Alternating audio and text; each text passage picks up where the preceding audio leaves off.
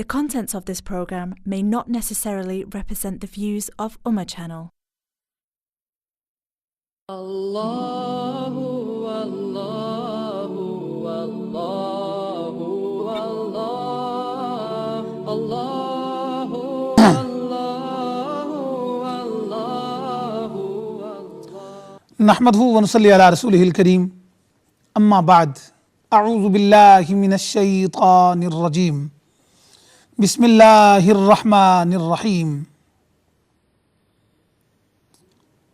الاخلاء یومئذ بعضهم لبعض عدو الا المتقین آمنت باللہ صدق اللہ مولانا العظیم ان اللہ وملائکتہ یصلون علی النبی یا ایہا الذین آمنوا صلوا علیہ وسلموا تسلیما اللہم صل علی سیدنا و مولانا محمد وعلی آل سیدنا و مولانا محمد واصحاب سیدنا و مولانا محمد مبارک وسلم وصل علیہ الصلاۃ والسلام علیک یا سیدی یا سیدی یا سیدی یا رسول اللہ وعلی آلک و اصحابک یا سیدی یا حبیب اللہ۔ معزز ناظرین، پروگرام فرینڈ آف اللہ میں آپ کا میزبان سید سجاد حسین بخاری سب دیکھنے والوں سننے والوں کو بڑی محبت سے بڑے احترام سے السلام علیکم ورحمۃ اللہ وبرکاتہ عرض کرتا ہے۔ ناظرین، جیسا کہ آپ جانتے ہیں کہ جمعہ کی شام کو یہ بڑا خوبصورت پروگرام یعنی فرینڈ آف اللہ آپ لوگوں کی خدمت میں پیش کیا جاتا ہے، اور اس پروگرام میں ہم ان لوگوں کا ذکر کرتے ہیں جن کے متعلق قرآن کریم نے ارشاد فرمایا کہ الاخلاء یومئذ بعضهم لبعض عدو الا المتقین، کہ قیامت کے دن گہرے دوست جو ہیں وہ ایک دوسرے کے دشمن بن جائیں گے، لیکن ایک ایسی جماعت ہے جو اس دن بھی دشمن نہیں بنے گی بلکہ وہ اس دن بھی دوست ہی ہوں گے۔ یعنی قرآن کی اس آیت کریمہ سے پتہ یہ چلتا ہے کہ یہ جماعت ایسی ہے کہ ان کی دوستی اگر دنیا میں کی جائے تو دنیا میں بھی پکی دوستی ہے اور آخرت میں بھی پکی دوستی ہے۔ اور ناظرین، انشاءاللہ تعالی آج کا پروگرام آپ کو بڑا روحانی اور بڑا خوبصورت پروگرام دیکھنے کے لیے ملے گا، اور آج کے اس پروگرام میں میرے ساتھ میرے مہمان الحمدللہ استاذ العلماء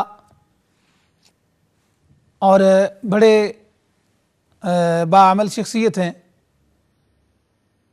اور الحمدللہ جو بھی موضوع کسی بھی موضوع پہ بات کرتے ہیں تو بڑی پختہ گفتگو فرماتے ہیں۔ اور آج کے اس پروگرام میں ہم نے جو ٹاپک رکھا ہے یہ حضرت شاہدولہ دریائی، حضرت شاہ کبیر الدین المعروف حضرت شاہدولہ دریائی رحمۃ اللہ تعالی علیہ آپ کا موضوع اور آپ کی خدمت میں ہدیہ عقیدت پیش کرنا آج کے پروگرام میں ہمارا مقصد ہے۔ اور اس پروگرام میں آج کے اس نشست میں میرے مہمان استاذ العلماء جناب حضرت علامہ مولانا قاری نور حسین قادری صاحب قبلہ ہیں، اور آج امہ چینل کے ایوان میں تشریف لائے ہیں۔ میں حضرت کو تشریف لانے پر خوش آمدید کہوں گا اور ان کا شکریہ بھی ادا کرتے ہیں اور ملاقات بھی کرتے ہیں۔ حضرت السلام علیکم ورحمۃ اللہ وبرکاتہ۔ وعلیکم السلام ورحمۃ اللہ وبرکاتہ۔ حضرت، میں سب سے پہلے اپنی طرف سے امہ چینل کی طرف سے آپ کا شکریہ ادا کرتا ہوں، آپ تشریف لائے اور آپ نے اپنے قیمتی ٹائم میں سے امہ چینل کے لیے اور امہ چینل کے ناظرین کے لیے آپ نے ٹائم نکالا۔ حضرت بہت شکریہ آپ کا۔ یقیناً آپ حضرات بھی مبارکباد کے مستحق ہیں، اور میں بھی اپنے آپ کو اس اعتبار سے خوش نصیب سمجھتا ہوں کہ آج آپ نے جہاں پر آپ اولیاء کرام یعنی اللہ کے دوستوں کا ذکر کرتے ہیں اس محفل کے اندر مجھے آپ نے یہاں دعوت دی ہے، اس پر میں آپ کا بھی اور امہ چینل کا بھی شکریہ ادا کرتا ہوں، بہت شکریہ حضرت. اور دعا کرتا ہوں کہ اللہ کریم ان اللہ کے دوستوں کے صدقے امہ چینل کو اور ترقیاں نصیب فرمائے، اور یہ بہار جو ہے وہ تعدیر قائم رہے آمین. اور اللہ کے دوستوں کا ذکر ہوتا رہے. ماشاءاللہ ماشاءاللہ. ناظرین، یہ میرے آج کے پروگرام میں مہمان ہیں اور انشاءاللہ تعالی آپ بھی گفتگو سنیں گے. بڑی پختہ اور بڑی شاندار اور بڑی ایماندار اور ایمان افروز گفتگو آپ کو سننے کے لیے ملے گی. ناظرین، حدیث پاک میں آتا ہے کہ جو اس دنیا میں دوست لوگ بناتے ہیں دنیا کے مطلب کے لیے، جو دنیا داری کے لیے، اور دیکھتے ہیں کہ فلاں بندے کو دنیا میں وہ بڑا بزنس مین ہے، وہ بڑے نام والا ہے، دنیا میں وہ بڑے کام والا ہے، یا دنیا میں وہ ان کے بڑے کام آ سکتا ہے، اور اس کے ساتھ جو لوگ دوستی کرتے ہیں، حدیث پاک میں آتا ہے کہ ایسے دوست قیامت کے دن ایک دوسرے کے دشمن ہوں گے، بلکہ ایک دوسرے سے دور بھاگیں گے. اور یہاں تک حدیث پاک میں آتا ہے کہ وہ ایک دوسرے کے چہرے پہ تھوکیں گے. یہ جو دنیاوی لالچ میں دوست بنائے جاتے ہیں، اور جو دوست خدا اور مصطفیٰ کریم صلی اللہ علیہ وسلم کی رضا میں اور پھر رحمت عالم صلی اللہ علیہ وسلم کی محبت میں جو دوست بنائے جاتے ہیں، اور جن کو اس نیت پہ دوست بنایا جاتا ہے کہ یہ دنیا میں بھی اور آخرت میں بھی دوست قائم رہیں گے. اور یاد رکھیں کہ اس کے لیے یہ ضروری نہیں ہے کہ آخرت میں وہی دوست آپ کے کامیاب آئے گا، آپ کے کام آئے گا، یا اسی کی دوستی آخرت میں قائم رہے گی کہ جو ساری ساری رات مصلی پہ گزارتا ہو. نہیں، یہ بھی ضروری نہیں ہے کہ جو ہر سال حج کے لیے جائے. یہ بھی ضروری نہیں ہے کہ جو بڑی خیرات کرتا ہو. یہ بھی ضروری نہیں ہے. ہاں، پانچوں ٹائم کی نماز پڑھنے والا ہو، اللہ کے حبیب صلی اللہ علیہ وسلم کی محبت اپنے سینے میں بسانے والا ہو، حلال روزی کھانے والا ہو. ایسا دنیا میں آپ اس کے ساتھ تجارت کریں، دنیا میں آپ اس کے ساتھ کاروبار کریں، دنیا میں آپ اس کے ساتھ بزنس کریں اور دوستی رکھیں دنیا میں بھی. ایسے دوست کی دوستی جو ہے وہ قیامت میں بھی انشاءاللہ تعالیٰ کام آئے گی، کیونکہ اللہ کریم کے محبوب صلی اللہ علیہ وسلم نے فرمایا کہ وہاں جو اللہ کی رضا کے لیے دوست بنائے جاتے ہیں، قیامت کے دن اللہ کریم کی بارگاہ میں وہ التجا کریں گے، مولا اگر کوئی دوست گناہوں کی وجہ سے دوزخ کا حقدار ٹھہرایا گیا تو اللہ کریم کی بارگاہ میں التجا کریں گے، مولا وہ ہمارا دوست جو دنیا میں ہمارا دوست تھا، جو دنیا میں ہمارے ساتھ نماز پڑھا کرتا تھا، جو ہمارے ساتھ نیک کاموں میں رہتا تھا، گناہوں کی وجہ سے کسی وجہ سے مولا تو نے اسے دوزخ میں بھیج دیا ہے. مولا تیری بارگاہ میں التجا کرتے ہیں کہ اس کو جنت عطا فرما. حدیث پاک میں آتا ہے کہ ان کی یہ دعا، یہ التجا قبول کی جائے گی. اور حدیث پاک میں جو الفاظ آتے ہیں وَعَرَفْتُمْ کے الفاظ ہیں کہ ان کو حکم ہوگا جس کو تم پہچانتے ہو جاؤ دوزخ سے نکال کے جنت میں لے آؤ. ناظرین، اس پروگرام میں انشاءاللہ تعالیٰ آپ کو اللہ کے ان ولیوں کا ذکر سننے کے لیے ملے گا. اور میرے آج کے مہمان جناب حضرت علامہ قاری نور حسین قادری صاحب قبلہ تشریف فرما ہیں، اور میں آپ سے گزارش کروں گا کہ آج کے ٹاپک کے حوالے سے ابتدائی گفتگو ناظرین کی خدمت میں پیش فرمائیں. نحمدہ ونصلی ونسلم علی رسولہ الکریم، اما بعد، اعوذ باللہ من الشیطان الرجیم، بسم اللہ الرحمن الرحیم الا ان اولیاء اللہ لا خوف علیہم ولا هم یحزنون الذین آمنوا وکانوا یتقون صدق اللہ العظیم۔ انتہائی واجب الاحترام امہ چینل کے سامعین، سب سے پہلے میں تمام ان احباب کو جو امہ چینل کا یہ پروگرام سماعت کر رہے ہیں، سن رہے ہیں، انہیں ہدیہ سلام پیش کرتا ہوں، اور اس کے بعد میں پیر طریقت حضرت صاحبزادہ سید سجاد حسین شاہ صاحب بخاری دامت برکاتہم العالیہ کو ہدیہ تبریک پیش کرتا ہوں اس بات پر کہ یہ ہر ہفتے میں ایک دن مقبولان خدا کی یاد میں امہ چینل کے ذریعے ان کی بارگاہ میں ہدیہ عقیدت اور نذرانہ عقیدت پیش کرنے کے لیے پروگرام ترتیب دیتے ہیں۔ یقیناً میں سمجھتا ہوں کہ اللہ کے دوستوں کے ساتھ دوستی کرنا، ان کا ذکر کرنا، ان کی سیرت، ان کی صورت، ان کا کردار، ان کے احوال، ان کی عبادات، ریاضات اور ان کی کشف و کرامات کا تذکرہ کرنا، یہ دراصل اللہ تعالیٰ کی محبت اور اللہ کے قرب کا ذریعہ ہے۔ سبحان اللہ، سبحان اللہ۔ پیارے سامعین، یہ جو موضوع ہے کہ اللہ کے دوست، جب ہم لفظ ولی کا استعمال کرتے ہیں یا اللہ کا دوست یہ لفظ استعمال کرتے ہیں تو معاً لوگوں کا خیال صرف صوفیاء کرام اور ان اولیاء کرام کی طرف جاتا ہے جو اس وقت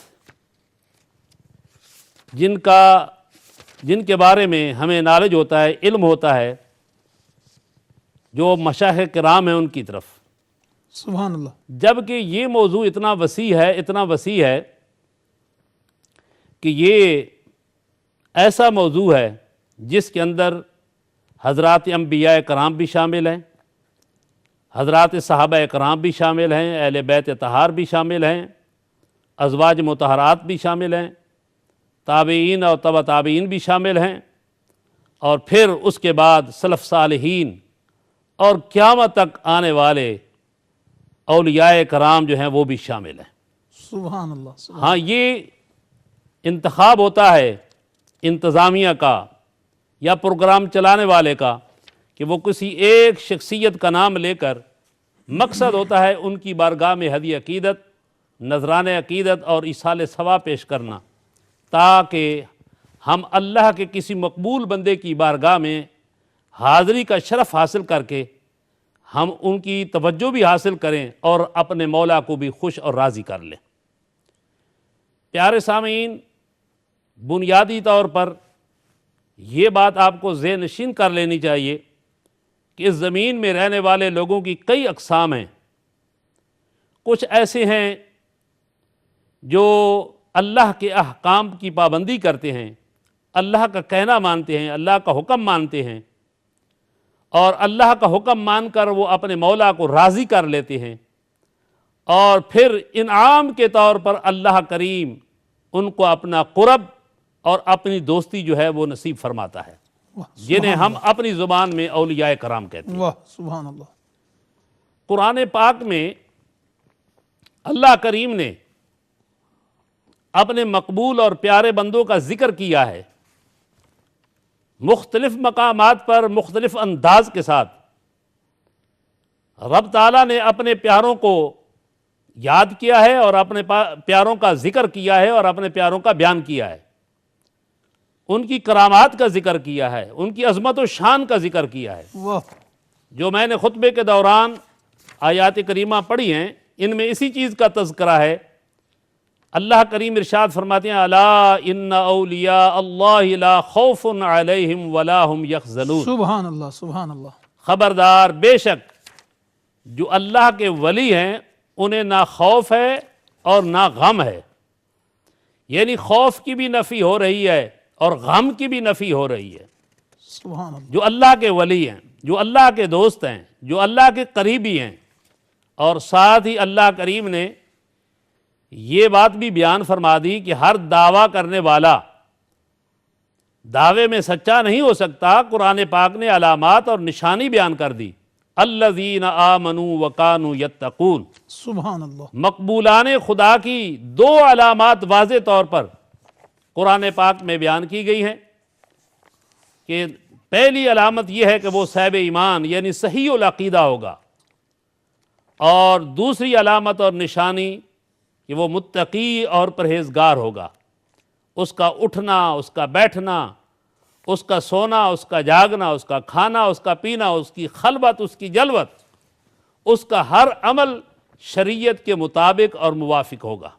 سبحان، شریعت کی خلاف ورزی کا سوال ہی پیدا نہیں ہوتا۔ اس کا ہر عمل جو ہے اور اس کا ہر اٹھنے والا قدم جو ہے وہ قرآن و سنت کی تعلیم کے عین مطابق ہوتا ہے۔ سبحان اللہ، اور جو آدمی شریعت کا پابند نہیں اپنے آپ کو سمجھتا اور طریقت میں آ کر وہ دعوے دار ہے تو یقیناً وہ اپنے دعوے میں سچا نہیں ہے بلکہ وہ اپنے دعوے میں جھوٹا ہے، کیونکہ قرآن پاک نے بہت واضح طور پر سبحان ذکر فرما دیا واہ، الذین آمنوا وکانوا یتقون، کہ مقبولان خدا، اولیاء کرام جو اللہ کے مقبول اور دوست اور قریبی ہیں، جنہیں ہم ولی کہتے ہیں، جنہیں ہم پیر سمجھتے ہیں اور پیر بناتے ہیں اور ان کے ہاتھ پہ ہاتھ دیتے ہیں، سبحان اللہ، ان کی علامت اور نشانی قرآن نے جو بیان فرما دیا وہ یہ ہے کہ ایک تو ان کا عقیدہ درست ہوگا جو قرآن و سنت نے بیان کیا ہے، اور دوسری بات کہ وہ صاحب تقویٰ ہوگا، شریعت کے مطابق اس کا چلنا ہوگا اور اس کا ہر عمل جو ہے وہ شریعت کے مطابق ہوگا۔ سبحان اللہ، اور جیسے قرآن پاک میں اللہ کریم نے اپنے مقبولوں کا ذکر کیا ہے، اپنے پیاروں کا ذکر کیا ہے، اس کا میں نے اس کا صرف ایک آیہ مبارکہ کے اندر جو کچھ بیان ہوا میں نے بیان کیا۔ اس کے علاوہ اور بھی مقامات ہیں جن میں اللہ کریم نے اپنے مقبول بندوں کی نشانیاں اور علامات بیان فرمائی ہیں۔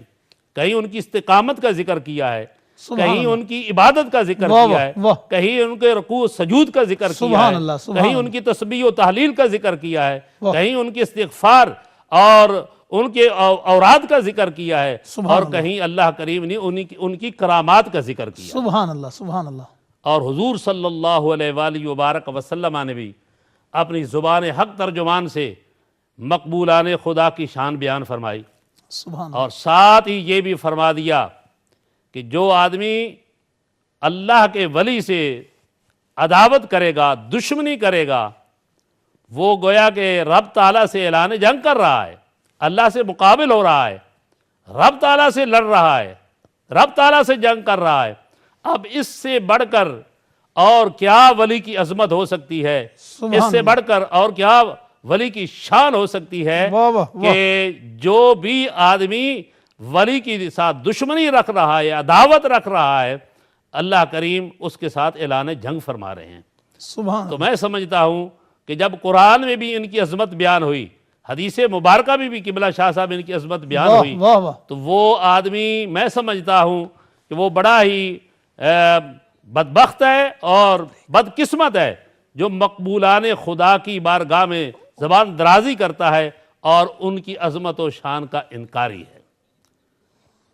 ماشاءاللہ، ماشاءاللہ، جبر شاہ صاحب، تو چونکہ ایک اور حدیث مبارکہ میں آپ حضرات کے سامنے عرض کرتا ہوں، سرکار دو عالم صلی اللہ علیہ وآلہ وبارک وسلم نے ارشاد فرمایا کہ جب ایک بندہ اللہ کی عبادت کرتا ہے، اللہ کا ذکر کرتا ہے، اللہ کرتا ہے اور رب تعالیٰ کی بارگاہ میں جھکا رہتا ہے، التجا کرتا رہتا ہے، تو رب تعالیٰ اس بندے کو اپنا محبوب بنا لیتا ہے، اور جب وہ اللہ کریم اپنے بندے سے دوستی قائم کرنا چاہتا ہے تو جناب جبریل امین کو یہ کہا جاتا ہے کہ جبریل دیکھو فلاں بن فلاں اس آدمی کے ساتھ میں دوستی کرنا چاہتا ہوں، تم بھی اسے اپنا دوست بنا لو، سبحان اللہ، اور جا کر ملائکہ کو بھی کہہ دو کہ وہ بھی اس آدمی کے ساتھ دوستی رکھیں۔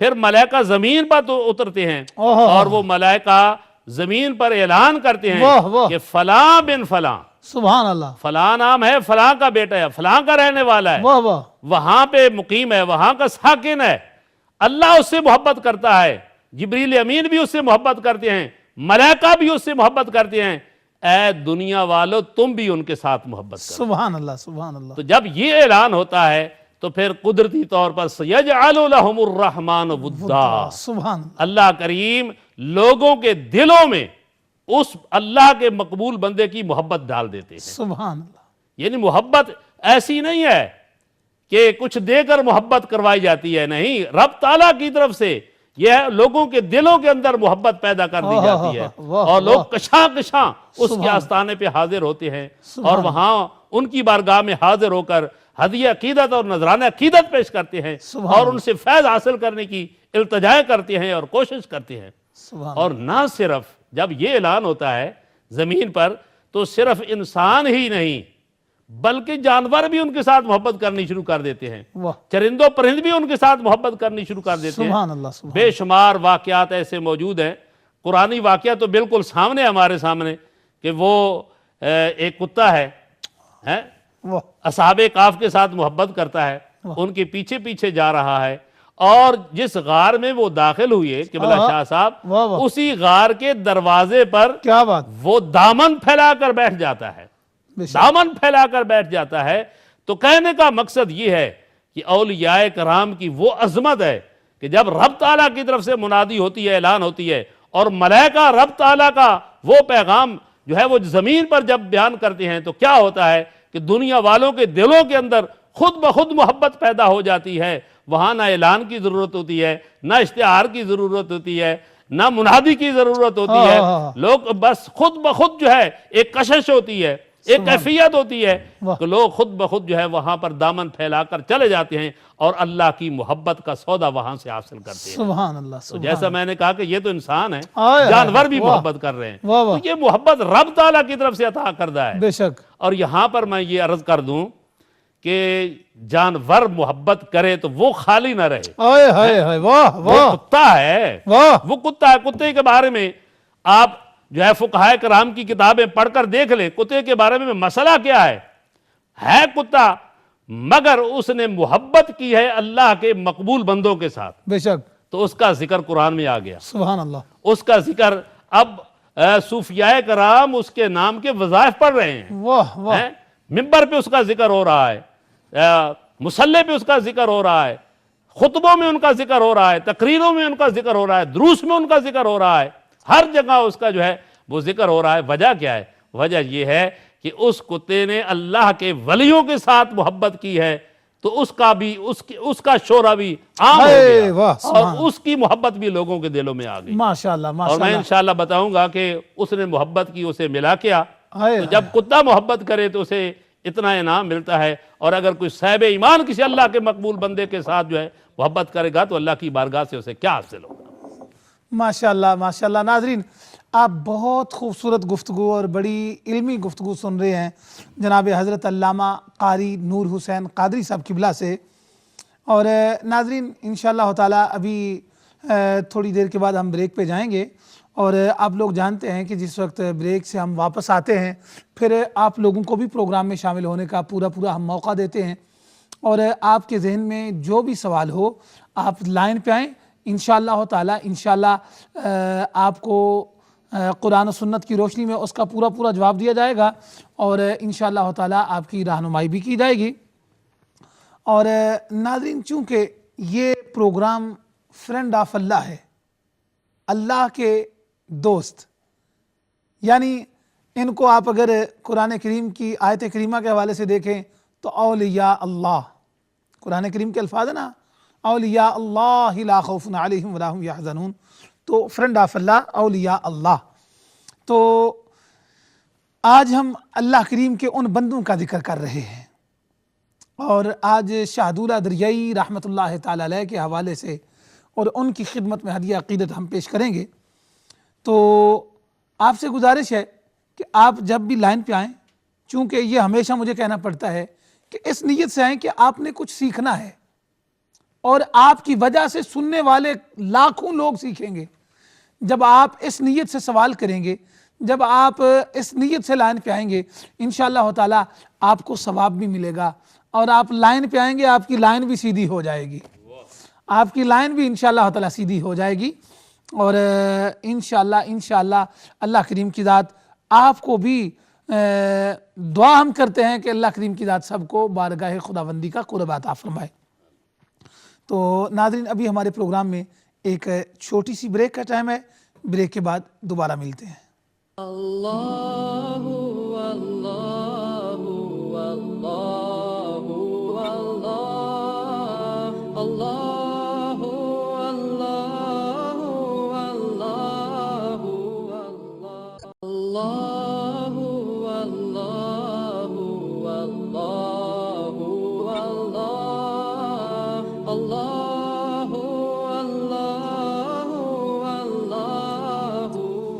بسم اللہ الرحمن الرحیم۔ معزز ناظرین، بریک کے بعد دوبارہ آپ کی خدمت میں حاضر ہیں، اور آپ پروگرام دیکھ رہے ہیں فرینڈ آف اللہ، اور آج ہم حضرت شاہ حضور دریائی رحمۃ اللہ تعالی علیہ، جن کا اصل نام حضرت شاہ کبیر الدین المعروف حضرت شاہ حضور دریائی رحمۃ اللہ تعالی علیہ ہے، ان کی بارگاہ میں ہدیہ عقیدت پیش کر رہے ہیں، اور آپ سے یہ گزارش ہے کہ آپ جو بھی حضرت شاہ کبیر الدین رحمۃ اللہ تعالی علیہ یا اولیاء اللہ کے حوالے سے کوئی سوالات آپ کے ذہن میں ہوں، آپ لائن پہ آئیں۔ ہمارے اسٹوڈیو کا نمبر آپ کے ٹی وی سکرین پہ نظر آ رہا ہوگا، بلکہ آپ دیکھ رہے ہیں، اور آپ ضرور لائن پہ آئیں۔ انشاءاللہ تعالی آپ کی رہنمائی کی پوری کوشش بھی کی جائے گی، اور آپ کو انشاءاللہ تعالی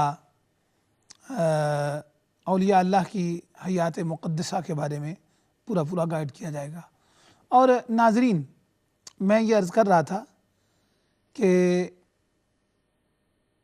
اللہ کریم نے قرآن کریم میں ارشاد فرمایا، الاخلاء یومئذ بعضهم لبعض عدو الا المتقین، کہ قیامت کے دن یہ گہرے دوست ایک دوسرے کے دشمن بن جائیں گے، الا المتقین، سوائے متقی لوگوں کے۔ اب جو تقوی والے ہیں، جو متقی ہیں، ان کے ساتھ اگر ہم دنیا میں دوستی رکھیں تو وہ دوستی ہماری دنیا میں بھی کام آئے گی اور آخرت میں بھی کام آئے گی، اور اگر ہم نے یہاں دنیا میں خاص کر کے ہمارے پاک و ہند میں جو کلچر چل رہا ہے، وہ ہوتا ہے جی تھانے کچہری کا مسئلہ ہے، کسی بڑے سے دوستی لگا لو، کسی دنیا دار سے دوستی لگا لو۔ یہ چھوٹے تھانے کچہریوں کی دوستی کے لیے ہم دوست بناتے ہیں، لیکن وہ کچہری جو رب کائنات کی کچہری ہے، جو قیامت کے دن لگے گی، اور اس دن اس کچہری میں کامیابی کے لیے ہمیں آج یہ دیکھنا ہوگا کہ اس دنیا میں بھی اور اس قیامت کے دن جو ہماری دوستی کامیاب ہوگی وہ کن لوگوں کے ساتھ ہماری دوستی ہے۔ ہمارے ساتھ ہماری ایک بہن ہڈرسفیلڈ سے لائن پہ ہیں، دیکھتے ہیں کیا فرماتی ہیں۔ السلام علیکم ورحمۃ اللہ وبرکاتہ۔ وعلیکم السلام ورحمۃ اللہ وبرکاتہ۔ کیسے ہیں شاہ صاحب؟ ٹھیک ہیں؟ الحمدللہ بہن، آپ ٹھیک ہیں؟ جی ٹھیک ٹھاک۔ شاہ صاحب میرا سوال یہ ہے جی، جو آپ کا ٹاپک ہے، سب سے پہلے تو یہ بات ہے کہ بہت اچھا ٹاپک ہے، اور جو جن ولی اللہ کا آپ نام لے رہے ہیں شاہ دولہ دریائی، ان کو دولہ دریائی کیوں کہتے ہیں؟ اچھا، اور ان کا مزار مبارک کہاں پر ہے؟ ٹھیک ہے، اس پہ بات کرتے ہیں۔ اچھا، تھینک یو، بڑی مہربانی۔ بہت شکریہ بہن، بہت شکریہ، جزاک اللہ۔ اور ناظرین، عرض یہ کر رہا تھا کہ جب بندہ ان اولیاء اللہ کے ساتھ، ان کے ساتھ عقیدت اور محبت اور دوستی رکھتا ہے تو ان کی دوستی قیامت میں بھی کام آئے گی اور دنیا میں بھی کام آئے گی۔ انشاءاللہ تعالی اسی بات کو آگے بڑھائیں گے، اور بریک پہ جانے سے پہلے جناب حضرت علامہ قاری نور حسین قادری صاحب قبلہ بڑی خوبصورت گفتگو فرما رہے تھے قرآن و حدیث کے حوالے سے. میں قاری صاحب قبلہ سے گزارش کروں گا کہ اپنی بات کو وہ کنٹینیو فرمائیں گے. بسم اللہ الرحمن الرحیم. میں یہ عرض کر رہا تھا کہ یقیناً وہ لوگ خوش نصیب ہیں، خوش بخت ہیں جو مقبولان خدا کے ساتھ نہ صرف محبت کا دعویٰ کرتے ہیں بلکہ اس کا عملی ثبوت بھی پیش کرتے ہیں. سبحان اللہ سبحان اللہ. مقبولان خدا کے ساتھ محبت پر جو انعام ہے اس کا تذکرہ میں نے قرآن پاک سے ایک واقعہ سے کیا کہ اصحاب کہف کے ساتھ ایک کتا ہے جس نے محبت کی، ان کے ساتھ ہو گیا. جس غار کے اندر وہ داخل ہوئے اس غار کے دروازے پر وہ اپنا دامن پھیلا کر بیٹھ گیا. سبحان اللہ. تو اب پہلی تو اس کی عظمت یہ ہوئی کہ قرآن پاک نے اس کا ذکر کیا ہے اور ساتھ ہی فرمایا وَقَلْبُهُمْ، ان اولیاء کرام کا کتا، ان کا کتا. کتنی عظمت کی شان ہے، اور وہ دامن پھیلا کر وہاں پہ بیٹھا ہوا ہے. اب میں یہاں سے یہ عرض کرنا چاہ رہا ہوں کہ جب ایک کتا ہے ولی کے ساتھ محبت کرتا ہے تو اللہ کریم اسے شرف عطا فرماتا ہے، اسے عزت عطا فرماتا ہے، اور اس کا عزت کے ساتھ قرآن پاک میں ذکر ہو رہا ہے. سبحان اللہ. اور جب ایک بندہ مومن کسی اللہ کے مقبول بندے کے ساتھ محبت کرے گا اور وہ حقیقی محبت ہوگی، یقیناً جیسا کہ آپ نے اپنی ابتدائی گفتگو میں یہ کہا ہے کہ بعض لوگوں کے ساتھ محبت کسی دنیاوی غرض کی وجہ سے ہوتی ہے بے شک. کہ فلاں کام آئے گا، فلاں کام آئے گا، فلاں کام آئے گا. لیکن مقبولان خدا کے ساتھ جو بھی محبت کرے گا یقیناً وہ اس غرض سے محبت نہیں کرے گا، بلکہ وہ محبت اسی لیے کرے گا کہ یہ اللہ کا مقبول ہے اور میں اس سے محبت کرتا ہوں تاکہ اس کی وجہ سے اللہ کریم مجھے بھی اپنا محبوب بنا لے. سبحان اللہ. جب اس نیت کے ساتھ کوئی آدمی کسی اللہ کے پیارے کے ساتھ محبت کرے گا تو یقیناً اللہ کی بارگاہ میں اسے انعام ملے گا کہ اللہ کے ہاں وہ بھی محبت والا ہو جائے گا، اللہ کے ہاں وہ بھی عزت والا ہو جائے گا، وہ بھی شرف والا ہو جائے گا. کیوں؟ اس لیے کہ اگر کتا محبت کرتا ہے تو وہ عزت والا ہو گیا ہے، تو ایک بندہ مومن جب اللہ کے کسی مقبول بندے کے ساتھ محبت کرے گا تو وہ کیسے محروم رہ سکتا ہے. اور پھر آگے دیکھیں قرآن پاک ہی میں موجود ہے کہ وہ اولیاء کرام جو کہ غار کے اندر تھے ان پہ وہ نیند طاری ہو گئی، اور پھر فرشتے ہر سال جو ہے آ کر ان کی کروٹ بدلتے تھے، ان کی کروٹ بدلتے تھے. تو جو ملائکہ، جو فرشتے ان اولیاء کرام کی کروٹ بدلتے تھے وہی ملائکہ اس کتے کی بھی کروٹ کو بدلا کرتے تھے. کیوں؟ اس لیے کہ وہ عام کتا نہیں تھا نا، وَقَلْبُهُمْ، ان کا کتا تھا. اس سے بھی آپ اندازہ لگا سکتے ہیں کہ یہ اولیاء کرام کے ساتھ محبت کا کتنا اجر ہے اور رب تعالیٰ کی ذات اسے کس قدر انعامات سے نوازتی ہے. سبحان اللہ. اور پھر دیکھیں حضور صلی اللہ علیہ وآلہ وبارک وسلم کی حدیث ہے، سرکار دو عالم صلی اللہ علیہ وآلہ وبارک وسلم ارشاد فرماتی ہیں کہ آدمی جس کے ساتھ محبت کرتا ہے کل قیامت کے دن اسی کے ساتھ اسے اٹھایا جائے گا. سبحان اللہ سبحان. اب ہم جن کے ساتھ محبت کرتے ہیں یقیناً ہم میں سے کوئی غوث پاک کے ساتھ محبت کر رہا ہے، کوئی شاہ نقش بند کے ساتھ محبت کر رہا ہے، کوئی شاہ چشت کے ساتھ محبت کر رہا ہے، کوئی شاہ دولہ دریائی کے ساتھ محبت کر رہا ہے، کوئی داتا گنج بخش علی حجویری کے ساتھ محبت کر رہا ہے، اور بزرگوں کے ساتھ محبت کرتا ہے. تو یقیناً جس کے ساتھ وہ محبت کرتا ہے حضور صلی اللہ علیہ وآلہ وبارک وسلم کے اس ارشاد کی روشنی میں یقیناً اس کا حشر کل قیامت کے دن انہی مقبولان خدا کے ساتھ ہوگا. تو کیا یہ کوئی معمولی انعام ہے؟ یہ بہت بڑا انعام ہے، بہت بڑا انعام ہے کہ کل قیامت کے دن ایسے مقبولان خدا کے ساتھ قرب جو ہے وہ حاصل ہو جائے. اور اس کے ساتھ ساتھ اللہ کے مقبول بندوں کے ساتھ محبت اس لیے کی جاتی ہے تاکہ ہم ان کے ساتھ محبت کر کے ان کی سیرت کو دیکھ کر، ان کو کردار کو دیکھ کر، ان کے احوال کو دیکھ کر ہم بھی اللہ اللہ کرنے والے بن جائیں، اللہ کا ذکر کرنے والے بن جائیں. یہ ذکر کرنا ہمیں سکھا دیں دیکھیں ایک ہوتا ہے عام ذکر کرنا اور بات ہے، لیکن اگر کسی اللہ کے مقبول بندے کی زبان سے یہ ہو کہ تم الا اللہ کا ورد کرو، پھر اس کا اثر اور ہو جاتا ہے، اس کا اثر اور ہو جاتا ہے۔ اس لیے میری یہ گزارش ہے آپ حضرات سے کہ مقبولان خدا میں سے کسی کے ساتھ آپ عداوت نہ کریں، دشمنی نہ کریں، اگر اس سے محبت نہیں کر سکتے تو عداوت بھی نہ کریں، اگر عداوت کریں گے تو رب تعالیٰ جو ہے اعلان جنگ کر رہا ہے، کہا کس کی جرت ہے اور کس کے اندر ہمت ہے کہ وہ رب تعالیٰ کے ساتھ مقابلہ کر سکے۔ ہاں اگر مقبولان خدا کے ساتھ تم محبت کرو گے تو دنیا میں بھی تمہارا نام روشن ہوگا اور قیامت کے دن بھی تمہیں جو ہے سرخروئی حاصل ہوگی اور مقبولان خدا کے ساتھ تمہارا حشر ہوگا۔ واہ سبحان اللہ سبحان اللہ۔ حضور صلی اللہ علیہ وآلہ وبارک وسلم کی ایک اور حدیث مبارکہ ہے اولیاء کرام کی عظمت اور شان کے بارے میں، کہ حدیث قدسی ہے۔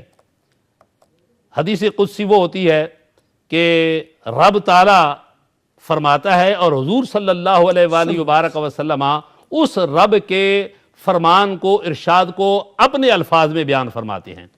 سرکار دو عالم صلی اللہ علیہ وآلہ وبارک وسلم ارشاد فرماتے ہیں، میرا رب فرماتا ہے کہ جب بندہ فرائض کی ادائیگی کے بعد نوافل پہ پابندی کرتا ہے۔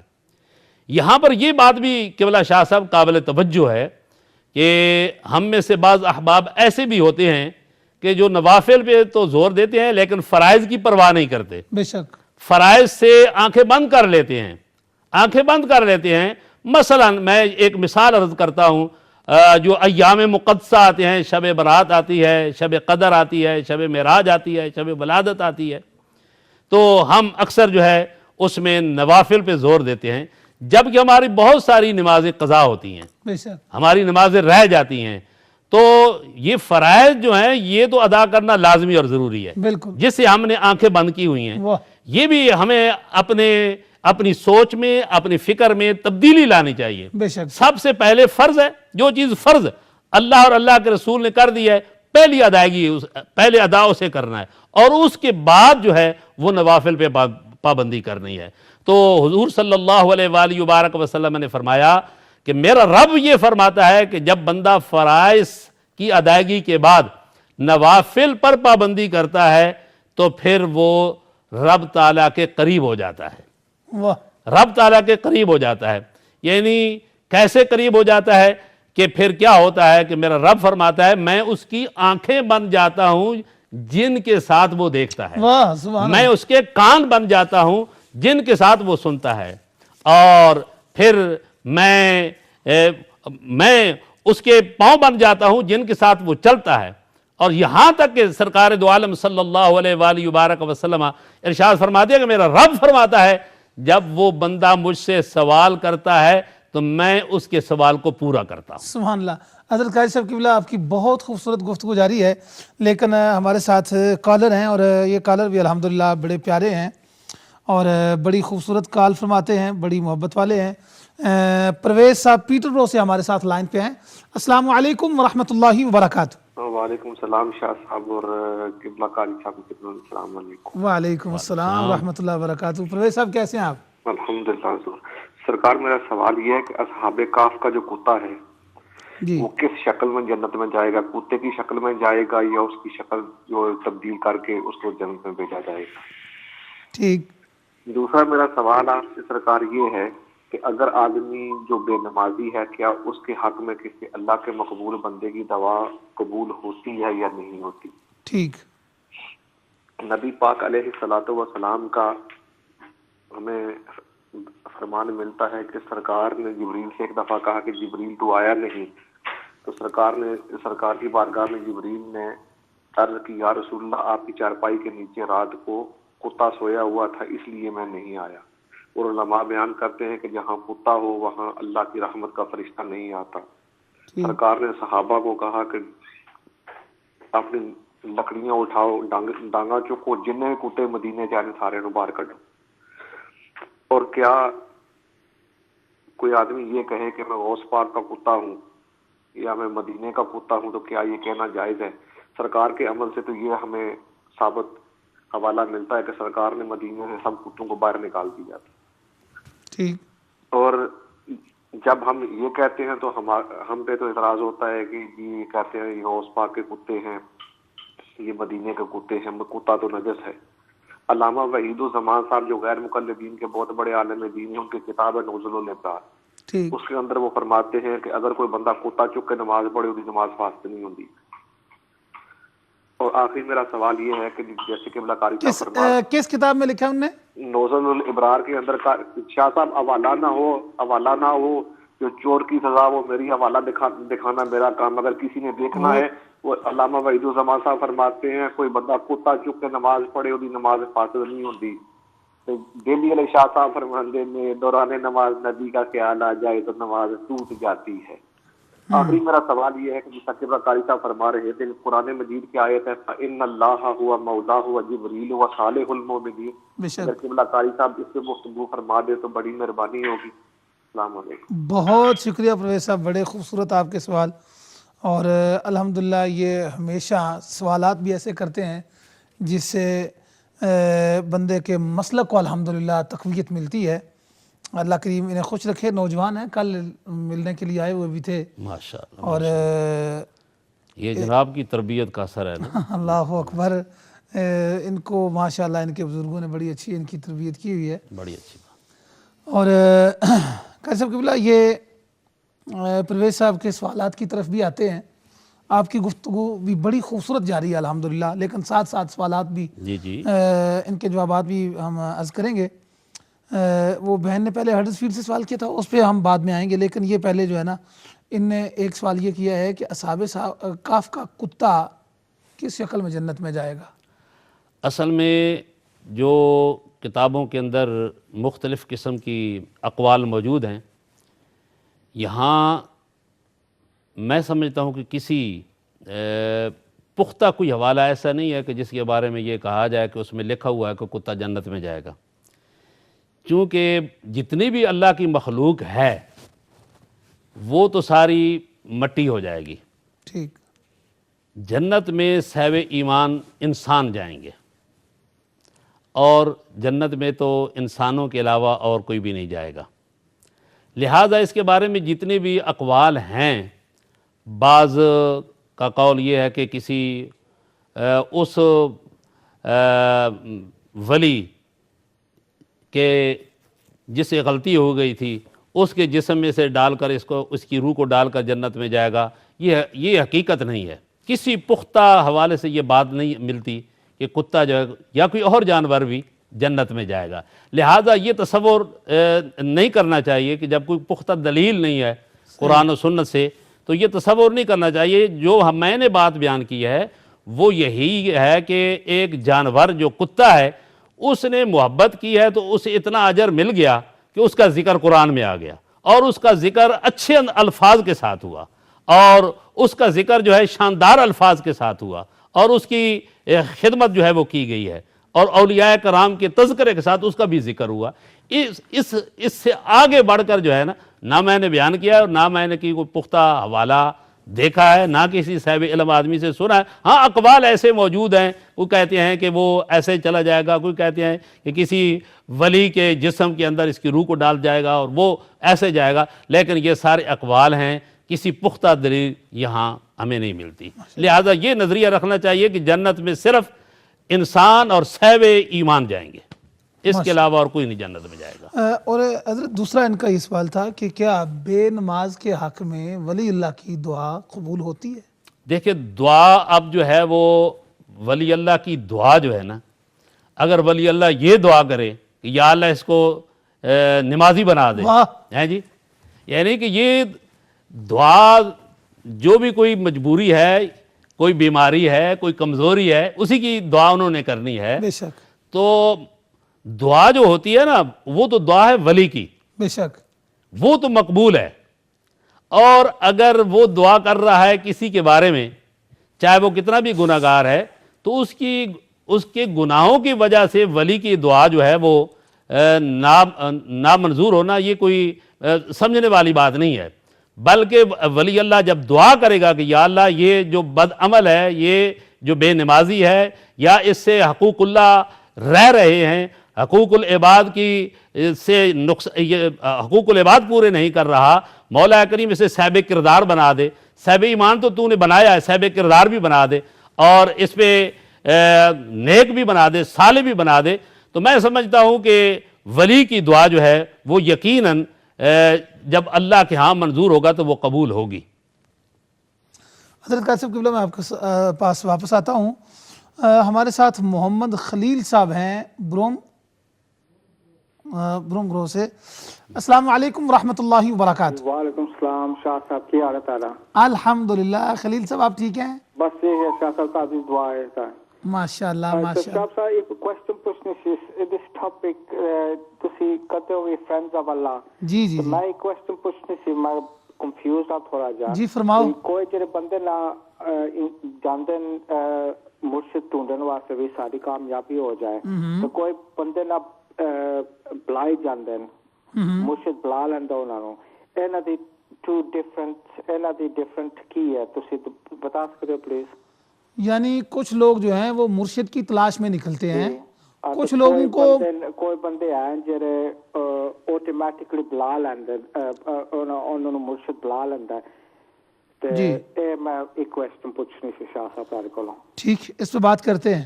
جی اوکے شاہ صاحب دعا کرنا پلیز. ضرور انشاءاللہ. بہت شکریہ خلیل صاحب، اللہ کریم خوش رکھے آپ کو، اور آپ کا سوال بھی خوبصورت ہے.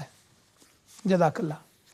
تو جی حضرت آپ فرمائیں. اولیاء کرام کی دعا جو ہے نا، کیونکہ یہ حضور صلی اللہ علیہ وآلہ وبارک وسلم کی جو حدیث قدسی میں نے ابھی بیان کی ہے، جی اس میں جو آخری وہ حدیث مبارکہ ہے، حدیث قدسی ہے، جس کا آخری حصہ ہے وہ یہی ہے کہ جب یہ بندہ مجھ سے سوال کرے گا تو میں اس کے سوال کو رد نہیں کروں گا بلکہ میں عطا کروں گا. تو مقبولان خدا میں سے کوئی بھی اللہ کا جو دوست ہے جو دعا کرے گا، ہاں یہ ضرور ہے کہ وہ دعا جو ہے وہ شریعت سے باہر نہ ہو. تو چونکہ اللہ نے وعدہ کیا ہوا ہے تو وہ اس کی دعا اس کے حق میں قبول ہوگا، اور جب وہ دعا کرے گا تو وہ بے نمازی ہے وہ نمازی بن جائے گا، واہ. اور اگر وہ بد عمل ہے تو صاحب عمل بن جائے گا. بے شک. تو اس میں میں سمجھتا ہوں کہ کوئی ایسی بات نہیں ہے. ماشاءاللہ ماشاءاللہ. یعنی ولی اللہ کی دعا قبول ہوتی ہے. وہ عام شعر بھی پڑھتے ہیں کہ نگاہ ولی میں یہ تاثیر دیکھی ہے، بدلتی ہزاروں کی تقدیر دیکھی ہے. جب اللہ کے ولی ہاتھ اٹھاتے ہیں تو پھر الحمدللہ الحمدللہ اگر کوئی گناہ گار ہے تو وہ نیکوکار ہو جاتا ہے. جب اللہ کا ولی ہاتھ اٹھاتا ہے، اگر کوئی بے نماز ہو وہ نمازی بن جاتا ہے. جب اللہ کا ولی ہاتھ اٹھاتا ہے، اگر کوئی والدین کا گستاخ ہو وہ والدین کا تابعدار ہو جاتا ہے. جب اللہ کا ولی ہاتھ اٹھاتا ہے، اگر وہ ظالم ہو تو وہ نیکوکار ہو جاتا ہے. جب اللہ کا ولی ہاتھ اٹھاتا ہے، اگر وہ بیمار ہو تو اس کو شفا مل جاتی ہے، اگر روحانی بیماری ہو تو اس کو روحانیت مل جاتی ہے. سبحان اللہ. جی. سبحان اللہ. ہمارے ساتھ ایک کالر تھے لیکن ان کی شاید لائن ڈراپ ہو گئی ہے. آپ دوبارہ کوشش کریں، انشاءاللہ تعالیٰ آپ کو پروگرام میں شامل کیا جائے گا. دیکھیں قبلہ شاہ صاحب، میں بات کو بڑھاتا ہوں. جی حضرت. یہ جن کا آج ہم تذکرہ کر رہے ہیں، ہاں ہاں واہ. سید کبیر الدین شاہ دولہ دریائی رحمۃ اللہ تعالیٰ علیہ. حضرت میں چاہوں گا کہ یہ ساتھ وہ سوال بھی آپ اپنا وہ میں عرض کرتا ہوں، لیکن میں چونکہ یہ ساتھ ملا لوں تاکہ تسلسل قائم رہے. بے شک. یہ سلسلہ قادریہ کے ہیں اور حضور غوث الثقلین غوث اعظم رضی اللہ تعالیٰ عنہ کا بالکل قریب کا واسطہ ہے ان کا. ماشاءاللہ. تو آپ کے بارے میں بڑی مشہور کرامت ہے کہ آپ نے چور کو کتب بنایا. ہاں ہاں. وہ چور تھا، لٹیرا تھا، ڈاکو تھا، راہزن تھا، اللہ اکبر. مگر جب ولی کی نگاہ پڑ گئی، واہ واہ. ولی کی دعا ہو گئی تو وہ چور جو ہے وہ کتب بن گیا. سبحان اللہ. تو چونکہ اللہ کریم، یہ ولی کی دعا ہے. یہ ولی کی دعا ہے. واہ واہ.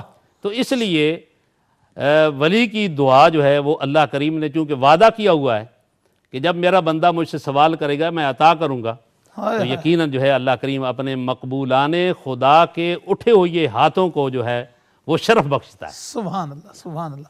اور حضرت یہ بہن نے ہڈرسفیلڈ سے سوال کیا تھا، وہ پوچھتی ہیں کہ ان کو دولہ دریائی کیوں کہتے ہیں اور ان کا مزار کہاں ہے؟ پہلی بات یہ ہے کہ دولہا دریائی ان کے بارے میں مختلف روایات ہیں، ٹھیک، جیسا کہ وہ حضور غوث الثقلین غوث اعظم رضی اللہ تعالیٰ عنہ کی کرامت بھی ہے کہ وہ 12 سال کا ڈوبا ہوا بیڑا آپ نے جو ہے وہ اتارا تھا، بے شک، تو بعض یہ کہتے ہیں کہ یہ وہی تھے، لیکن تاریخ کی کتابوں میں کہیں سے یہ درست ثابت نہیں ہو سکا کہ آپ کون تھے، ٹھیک، اور ان کو شاہ دولہا دریائی کہنے کی کئی وجوہات ہیں۔ ایک یہ بھی وجہ ہے کہ آپ کا چونکہ مزار جو ہے یہ گجرات میں ہے، الحمدللہ سینکڑوں بار وہاں پہ آپ کے دربار پر حاضری کا شرف حاصل ہوا، الحمدللہ، بلکہ یہاں پہ میں عرض کرتا ہوں گجرات شہر میں چونکہ ہمارے پیر و مرشد شیخ طریقت پیر خواجہ پیر محمد اسلم قادری رحمۃ اللہ تعالی علیہ، آپ اکثر شاہ دولہا صاحب سید کبیر الدین شاہ دولہا صاحب دریائی رحمۃ اللہ تعالی علیہ کی بارگاہ میں حاضر ہوتے تھے۔ حضرت میں دوبارہ واپس آتا ہوں، ہمارے ساتھ ہماری ایک بہن لنڈن سے لائن پہ ہیں، مسز عارف۔ السلام علیکم ورحمۃ اللہ وبرکاتہ۔ وعلیکم السلام۔ جی بہن کیسی ہیں آپ؟ ٹھیک ٹھاک الحمدللہ، آپ سنائے ٹھیک ہے؟ جی دعائیں کرم، الحمدللہ الحمدللہ۔ اچھا بھائی، میرا سوال یہ تھا، میں نے یہ پوچھنا تھا کہ جب کسی درگاہ پہ جائیں، جیسے اجمیر شریف جائیں تو وہاں پہ جا کے دعا مانگتے ہیں، تو دعا کیسے مانگی جاتی ہے؟ اللہ سے مانگتے ہیں دعا کہ جو ان سے بزرگ ہے وہاں پہ ان سے دعا مانگیں کہ آپ اللہ سے دعا کریں؟ صحیح طریقہ کیا ہے؟ بالکل ٹھیک ہے، اور خوبصورت بہن آپ کا سوال ہے۔ بہت سارے لوگ اس مسئلے میں کنفیوز بھی ہیں اور انشاءاللہ تعالیٰ اس پہ روشنی ڈالتے ہیں۔ جزاک اللہ۔ بہت شکریہ، بہت شکریہ۔ جی حضرت۔ تو میں عرض یہ کر رہا تھا کہ چونکہ آپ کا مزار شریف گجرات شہر میں ہے اور اس بندہ عاجز کو اپنے پیر و مرشد کے ساتھ واہ، پیر طریقت حضور خواجہ پیر محمد اسلم قادری رحمۃ اللہ تعالی علیہ نیک آباد شریف جن کا مزار پر انوار ہے، تو آپ کے ساتھ کئی مرتبہ وہاں حاضری کا شرف حاصل ہوا، اور حضور چونکہ ہمارے پیر و مرشد، یہاں میں ایک اپنا واقعہ بیان کرتا ہوں، واہ سبحان اللہ، چونکہ وہ صاحب کشف بزرگ تھے، بے شک، تو دو باتیں تھیں جن کے لیے دعا کے لیے میں قبلہ حضرت صاحب کو لے کر حاضر ہوا تھا وہاں پہ، تو آپ نے وہاں پہ مراقبہ فرمایا، اور جب آپ مراقبے سے باہر تشریف لائے تو آپ نے فرمایا کہ ایک دعا جو ہے وہ اللہ نے قبول فرما لی ہے اور ابھی ایک دعا کے بارے میں خاموشی ہے۔ تو چونکہ آپ گجرات شہر میں ہیں اور بہت صاحب کرامت ہیں، تو میں وہ واقعہ شاہ دولہا دریائی کے بارے میں عرض کرنے لگا تھا، تو ضمناً یہ بات آ گئی۔ جناب، تو کہتے یہ ہیں کہ گجرات شریف کے پاس جو ہے وہ ایک نالہ بہتا تھا، جس نے ڈھا لگا دی تھی، جس نے وہ ایک حضرت میں آپ کے پاس دوبارہ واپس آتا ہوں، ہمارے ساتھ ابو وقاص صاحب اولڈم سے ہیں، اور یہ الحمدللہ علماء اہل سنت میں ایک بہت بڑا نام ہے، جناب حضرت علامہ قاری خادم حسین چشتی صاحب ہمارے ساتھ ہیں۔ السلام علیکم ورحمۃ اللہ وبرکاتہ۔ جی وعلیکم السلام، وعلیکم السلام، شاہ صاحب خیریت؟ الحمدللہ، قاری صاحب قبلہ آپ ٹھیک ہیں؟ جی دعائیں کرم الحمدللہ۔ ماشاءاللہ ماشاءاللہ، مزاج ٹھیک ٹھیک ہے آپ کے؟ جی الحمدللہ، بڑا اچھا پروگرام ہے۔ صرف یہ اصحاب کہف کے کتے کا ذکر ہو رہا تھا، جی جی، تو یہ ہمارے اکابر علماء نے لکھا ہے بہرحال کتابوں میں، میں عرض کر دوں، انہوں نے لکھا کہ چار جانور جنت میں جائیں گے۔ اب وہ کس صورت میں جائیں گے وہ قبلہ قاری صاحب بیٹھے ہوئے اس کی وضاحت کر دیں گے۔ جی، تو اصحاب کہف کے کتے کا لکھا ہے، صالح علیہ السلام کی ناقہ اور بلعام کا گدھا اور آقا علیہ السلام کی براق کے بارے میں۔ یہ ہماری عام مشہور جو تفسیر ہے اس میں بھی مفتی احمد یار خان صاحب رحمۃ اللہ علیہ نے لکھا ہے۔ دوسری عرض یہ ہے کہ ہمارے بہت سارے شعراء جب شعر پڑھتے ہیں تو لفظ کتا جو ہے وہ جمع کا استعمال کرتے، کتے یعنی ولیوں کے ساتھ لگ کر جنت میں چلے جاتے ہیں۔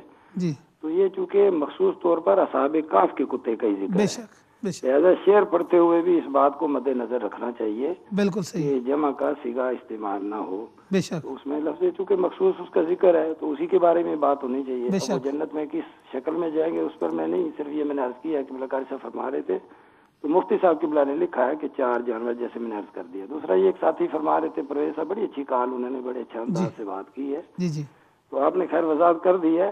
تو یہ تو کہیں بھی نہیں لکھا کہ کسی بے نمازی کے حق میں ولی کی دعا قبول نہیں ہوتی. بھئی کافروں کے حق میں قبول ہو جاتی ہے, اللہ تعالیٰ انہیں دولت ایمان سے مالا مال فرما دیتا ہے. گناہ اپنی جگہ ہے, نماز نہ پڑھنا اپنی جگہ ہے, لیکن دعاؤں کا تو اثر ہے.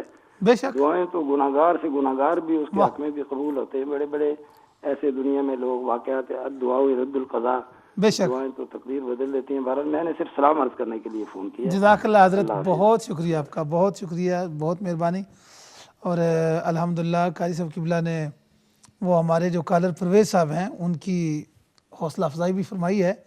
اور یہ پرویز صاحب کی الحمدللہ سارے علماء حوصلہ افزائی کرتے ہیں, اور یہ ان کی خوبی یہ ہے کہ سوالات ایسے کرتے ہیں جن کے جواب سن کے الحمدللہ مسلک پہ بندہ مضبوط ہوتا ہے. اور خوبصورت سوال تھا ان کا. اور قاری صاحب قبلہ بھی تشریف لائے, بہت شکریہ حضرت آپ کا بھی. جی حضرت آپ. جی میں قبلہ قاری صاحب ہمارے قاری خادم حسین چشتی صاحب ایک جاندار علماء اکرام میں سے یہ سمجھے جاتے ہیں. بے شک. لیکن میں نے یقیناً اپنی گفتگو میں یہ تھا اقوال ہیں, بے شک, لیکن ان کا سوال تھا نا وہ کس شکل میں جائے گا. جی وہ بھی اقوال بھی ہیں, کس شکل میں جائے گا اقوال ہیں, لیکن کہ میں نے کہا کہ قرآن و سنت کی کسی پختہ دلیل سے, اقوال تو موجود ہیں علماء کے موجود ہیں, لیکن قرآن و سنت کی بات کی ہے کہ مجھے کوئی دلیل نہیں ملی میرے ناقص علم کے مطابق, اس لیے میں نے اس کا ذکر کیا. اور اگر کوئی پختہ ایسی دلیل جو قرآن و سنت کے اندر موجود ہو تو ہم تو علماء کی جوتیاں اٹھانے کے بھی قابل نہیں ہیں, تو یقیناً ہم اس کی قدر بھی کریں گے اور شکریہ بھی ادا کریں گے. تو میں عرض یہ کر رہا تھا کہ حضور شاہ عبداللہ صاحب دریائی رحمۃ اللہ تعالیٰ علیہ, سید کبیر الدین شاہ عبداللہ دریائی رحمۃ اللہ تعالیٰ علیہ. حضرت یہ شروع کرنے سے پہلے ہمارے ساتھ بڑی دور سے لائن پہ ہیں دانش علی صاحب اسپین سے, ان کو پروگرام میں شامل کرتے ہیں. السلام علیکم ورحمۃ اللہ وبرکاتہ. وعلیکم السلام ورحمۃ اللہ وبرکاتہ. جی دانش صاحب کیسے ہیں آپ؟ شکر الحمدللہ, آپ سنائیں. کرم الحمدللہ. سر ماشاء اللہ آپ کا پروگرام بہت اچھا ہے, اور پرویز بھائی نے بھی ماشاء اللہ بہت اچھے سوال کیے ہیں. جی جی, ان کے بھی سر جواب ذرا جلدی دیجیے گا, ہم نے ذرا سونا ہوتا ہے. تو سر میرا سوال یہ ہے کہ اولیاء کرام کے مزارات پر جو ہے وہ کس عقیدت کے ساتھ جو سا بندہ حاضری دے, اور اپنے جو سے پیر و مرشد ہوتے ہیں ان کے سامنے جو سا کس عقیدت کے ساتھ بندے کو جانا چاہیے. ٹھیک, بہت شکریہ. اسی سوال کو بیان کر لیں. جی بہتر ہے. جی بالکل, آپ نے سوال سن لیا, آپ بات کریں. یہ پہلے بھی سوال ہوا اور یہ ابھی بھی ہمارے دوست نے سوال کیا. یہ پہلے مسز عارف نے بھی یہ سوال کیا تھا, وہ اس سے ملتا جلتا ہے کہ جب دربار پہ جائیں, درگاہ پہ جائیں, تو وہاں جا کے دعا کیسے کرنی ہے. ٹھیک ہے. یعنی وہ پوچھتی ہیں کیونکہ بعض لوگ جو کہتے ہیں جی یہ درباروں پہ جا کے دربار والوں سے مانگتے ہیں, اللہ سے نہیں مانگتے, یہ شرک کرتے ہیں, وہ ہے. اور وہ پوچھتی ہیں کہ دعا کیسے مانگنی چاہیے, اور ان کا بھی یہی ہے کہ کس عقیدے کے ساتھ اولیاء اللہ کے مزار پہ جانا چاہیے. تو اس پہ ذرا آپ روشنی فرمائیں, یہ چونکہ یہ زیادہ ضروری سوال ہیں اس کے. جی سب سے پہلی بات تو یہ ہے کہ عامۃ المسلمین کی قبور پر بھی جانا چاہیے, اور جو مقبولان خدا ہیں ان کے مزارات پہ بھی حاضری دینی چاہیے. واہ. لیکن ان دونوں کے پاس جانے کی غرض و غائد علیحدہ علیحدہ ہے. جب ہم عام مسلمانوں کی قبور پہ جائیں گے تو وہاں جا کر ہم کچھ پڑھ کر ان کی روح کو ایصال کریں گے, اور یقیناً ہمارے وہاں جانے سے ان کو فائدہ ہوگا. بے شک. یعنی کہ بعض کتابوں کے اندر یہاں تک لکھا ہوا ہے کہ اگر کوئی وہاں سے عالم دین, ایسا عالم دین جو یعنی علم بھی رکھتا ہے اور عمل بھی رکھتا ہے, جب وہاں سے گزرتا ہے, قبرستان سے صرف گزرتا ہے, تو 40 دن تک وہاں سے عذاب کو اٹھا لیا جاتا ہے. اور اگر کوئی آدمی وہاں جا کر الحمد شریف اور سورہ اخلاص شریف پڑھ کر ان کی ارواح کو ایصال کرے تو یقیناً انہیں بہت بڑا فائدہ ہوتا ہے. سبحان اللہ. تو عامۃ المسلمین کی قبور پر بھی جانا چاہیے, اور خود حضور صلی اللہ علیہ وآلہ وبارک وسلم کا حکم بھی موجود ہے, یعنی کہ استحباب پر مبنی ہے آپ کا یہ حکم کہ پہلے آپ کو قبور کی حاضری سے روکا جاتا تھا, اب تمہیں اجازت, تم جا سکتے ہو, جانا چاہیے, اور اس سے موت بھی یاد آتی ہے.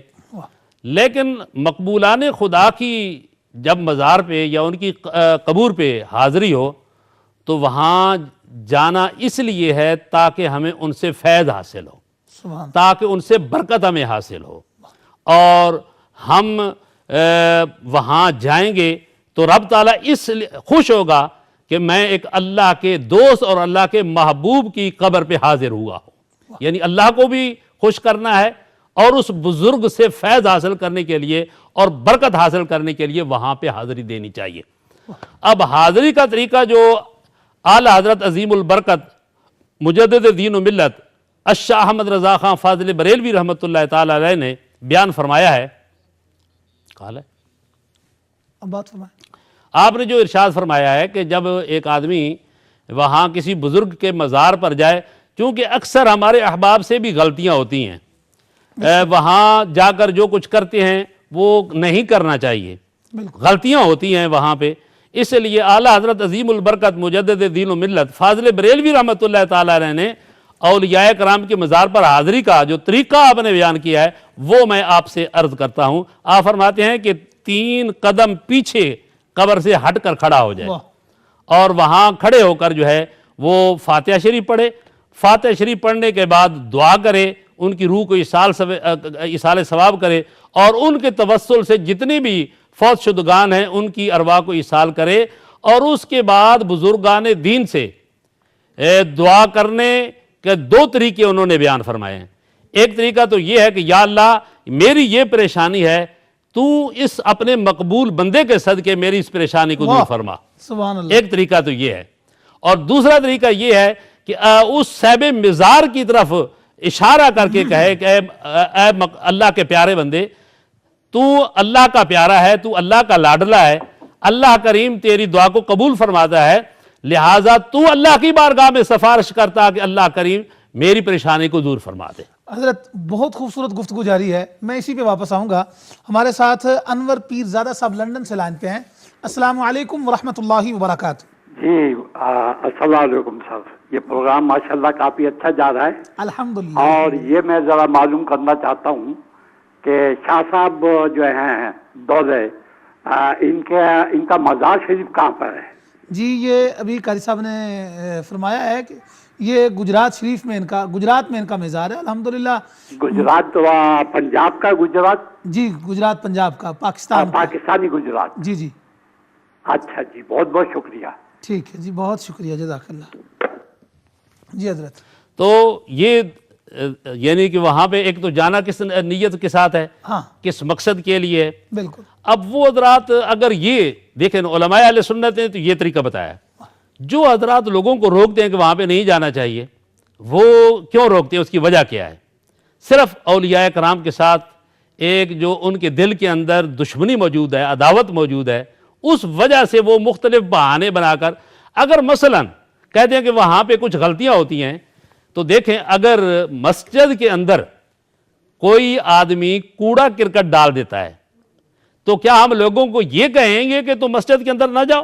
ہاں، اور یا یہ کہیں گے کہ اس کو صفائی کر دو؟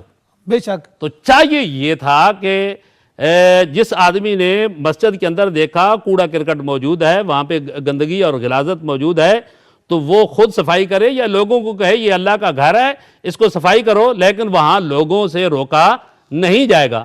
اور صفا مروہ پہ آپ کو موجود ہے کہ وہاں ایک زمانہ تھا یہاں پر 2 آدمیوں کے بت موجود تھے، تو کیا صفا اور مروہ کی صحیح سے روک دیا گیا تھا؟ ہاں، جہاں پہ کوئی خرابی ہو اس خرابی کی نشاندہی کریں. بے شک.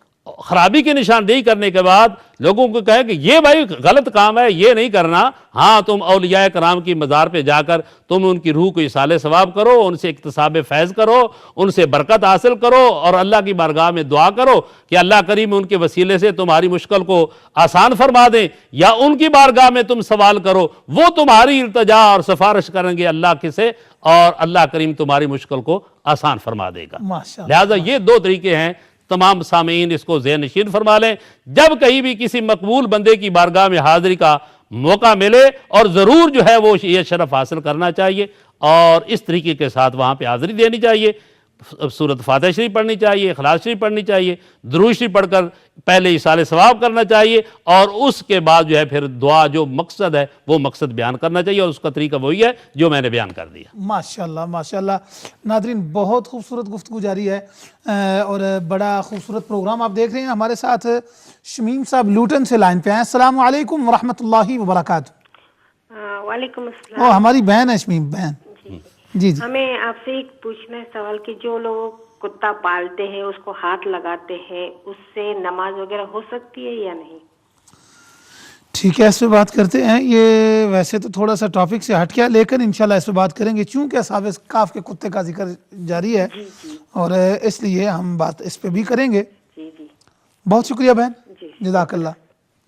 اور ناظرین آپ بڑی خوبصورت گفتگو سن رہے ہیں جناب حضرت علامہ قاری نور حسین قادری صاحب قبلہ سے، اور آپ نے یہ فرمایا کہ جب آپ اولیاء اللہ کے مزار پر جاتے ہیں تو یہ چونکہ سوال بھی تھا کہ کس عقیدت کے ساتھ جانا چاہیے اور وہاں جا کے دعا کس طرح کرنی چاہیے، کیونکہ کچھ لوگ جو ہیں وہ لوگوں میں غلط فہمی پیدا کرتے ہیں اور غلط اور مس گائیڈ کرتے ہیں لوگوں کو کہ یہ مزارات پہ جا کے ان سے مانگتے ہیں کہ اے پیر تو نے ہی ہمیں بیٹا دینا ہے، تو نے ہی ایسا کرنا ہے، تو نے ہی ہم تیرے پاس آ گئے ہیں، تو نے ہی ایسا کرنا ہے، جبکہ طریقہ جو اولیاء اللہ نے اور علماء کرام نے اور بالخصوص اعلیٰ حضرت امام اہل سنت حضرت امام الشاہ احمد رضا خان فاضل بریلوی رحمۃ اللہ تعالی علیہ آپ نے ہمیں طریقہ بتایا ہے، وہ طریقہ یہ نہیں ہے کہ آج کل اصل میں کچھ لوگ جاتے ہیں اندھی عقیدت لے کر اور وہ بیچارے عقیدت ان کی ہوتی ہے،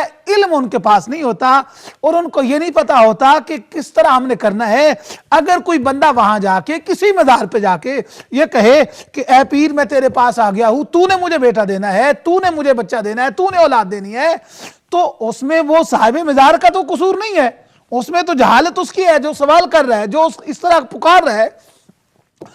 علماء نے لکھا ہے کہ آپ وہاں جائیں، بلکہ ابھی قاری صاحب قبلہ فرما رہے تھے کہ 3 ہاتھ پیچھے کھڑا ہونا ہے، اعلیٰ حضرت نے یہ لکھا ہے، اور وہاں کھڑے ہو کے آپ پہلے سورہ فاتحہ تلاوت کریں، جو آپ پڑھ سکتے ہیں پڑھیں، اس کا ثواب اللہ کریم کی بارگاہ میں پیش کر کے اور ان بزرگوں کا وسیلہ لے کر اللہ کریم کی بارگاہ میں التجا کریں کہ مولا تیرے ایک ولی کے پاس آیا ہوں، میں تو گناہگار ہوں، سیاہکار ہوں، بدکار ہوں، بد کردار ہوں، لیکن مولا تیرے برگزیدہ بندے کے پاس، تیرا قرب رکھنے والے کے پاس میں آیا ہوں، اس کے وسیلے سے میری یہ دعا قبول فرما لے، اس کے وسیلے سے میرے حال پہ رحم کر دے، اس کے وسیلے سے گناہگاروں کو نیکوکار کر دے، مولا اس کے وسیلے سے بے نمازوں کو نماز پڑھنے کی توفیق عطا کر دے، مولا اس کے وسیلے سے جو قرآن نہیں پڑھتے ان کو قرآن کا قاری بنا دے، مولا۔ ہمارے ساتھ ایک بہن لندن سے لائن پہ ہیں۔ السلام علیکم ورحمۃ اللہ وبرکاتہ۔ وعلیکم السلام ورحمۃ اللہ وبرکاتہ۔ میرا سوال یہ ہے کہ عورتوں کو مزارات پر جانے کی کس حد تک اجازت ہے؟ کیونکہ کچھ سنی علماء ہی سے سنا ہے کہ عورتیں مزاروں پر نہیں جا سکتی اور کچھ سے سنا ہے کہ جا سکتی ہیں، اور ایک یہ قول بھی ہے، مجھے نہیں معلوم کہ حدیث ہے یا کسی کا قول ہے کہ عورتیں جب مزاروں پہ جانے کے لیے گھر سے نکلتی ہیں تو ان پہ لعنت برستی ہے۔ پلیز مجھے بتا دیں کہ اس میں کس حد تک صداقت ہے؟ ٹھیک، شکریہ، اللہ حافظ۔ ٹھیک ہے جی، بہت شکریہ بہت شکریہ۔ ناظرین آپ الحمدللہ بڑا خوبصورت پروگرام اور الحمدللہ بڑا علمی پروگرام دیکھ رہے ہیں۔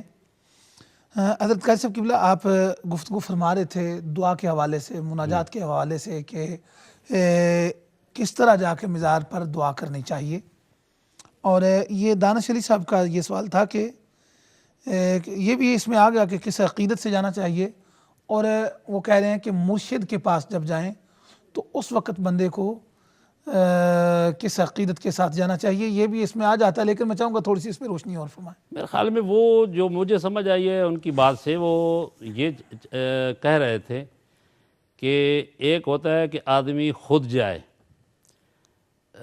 اپنے پیر کے پاس، جیسے کہ اکثر مریدین جو ہے وہ اپنے پیر و مرشد سے ملنے کے لیے جاتے ہیں، اور ایک وہ ہے کہ پیر کسی کو بلائے، تو اس میں کیا فرق ہے؟ جو مجھے سمجھ آئی تھی وہ یہ تھی۔ بہرحال آپ کیا سمجھے اس کی بات سے؟ وہ خلیل صاحب کا ایک اور سوال تھا، وہ بھی میں عرض کر دیتا ہوں. وہ پوچھتے ہیں کہ کچھ لوگ مرشد کی تلاش میں نکلتے ہیں، تو کچھ تو تلاش میں نکلتے ہیں اور ان کو نظر کچھ نہیں آتا، اور کچھ ایسے لوگ ہوتے ہیں جن کو مرشد بلا لیتے ہیں. مجھے یہاں ایک بڑی خوبصورت بات یاد آ رہی ہے. ہمارے حاجی محمد اعظم صاحب ہیں یہاں بلیک برن سے، بڑی خوبصورت شخصیت ہے وہ، الحمدللہ اللہ کریم انہیں صحت تندرستی عطا فرمائے. آمین آمین. وہ کہنے لگے کہ میں نے دعا کی، یا اللہ مجھے کوئی مرشد خواب میں دکھا جس کی میں بیعت کروں. تو وہ کہنے لگے میں کچھ پڑھ کے سوتا رہا، لیکن کافی دنوں کے بعد میں دیکھتا رہا، مجھے کوئی چیز نظر نہ آئی، تو میں نے وہ پڑھنا ہی چھوڑ دیا. اور ایک اور بات انہوں نے آگے کہی تھی، وہ اس وقت ٹی وی پہ کہنے والی نہیں ہے. تو وہ کہنے لگے کہ میں کافی دیر پڑھتا رہا، پڑھ کے تھک گیا ہوں اور مجھے کوئی اشارہ نہیں ملا. تو ان کا مقصد یہ تھا کہ کچھ لوگ جو ہیں وہ تلاش میں نکلتے ہیں تو ان کو کچھ بھی نہیں ملتا، اور کچھ تلاش میں نکلتے نہیں بلکہ ان کی جستجو ابھی شروع ہوتی ہے تو ان کو مرشد بلا لیتے ہیں. اس بات کو ہم ایسے بیان کرتے ہیں کہ پہلی بات تو یہ ہے کہ کسی مرشد کی تلاش کے لیے کچھ پڑھنا کس کی یقیناً ایک تسلی کے لیے ہوتا ہے، لیکن اس کا آسان طریقہ جو ہمارے علماء نے اپنی کتاب، یعنی صاحب بہار شریعت نے بہار شریعت کے اندر جو ہے وہ آپ نے اس کو بیان فرمایا، اور اعلیٰ حضرت نے اپنی کتابوں میں بیان فرمایا، دیگر علماء اہل سنت نے بھی تصوف کے حوالے سے اس چیز کا ذکر فرمایا ہے کہ اگر آپ کو ایسے مرد کامل کی ضرورت ہے تو آپ نے چند چیزیں دیکھنی ہیں ظاہری طور پر. چند چیز، ایک تو وہ صاحب علم ہو، بے شک، جہالت کا پلندہ نہ ہو، بالکل ہیں جی. نمبر 2 وہ صاحب تقویٰ ہو، بے شک. اور نمبر 3 جو ہے وہ اس کا سلسلہ جو ہے وہ درمیان میں کٹا ہوا نہ ہو. بے شک. یعنی جو سلسلہ طریقت ہوتا ہے نا، بالکل، نبی پاک صلی اللہ علیہ وسلم سے شالی حضرت بی بی فاطمہ الزہرا، پھر یہ یعنی آخر تک جو ہے وہ سلسلہ اس کا انقطاع نہ ہو، کٹا ہوا نہ ہو، جڑا ہوا ہو.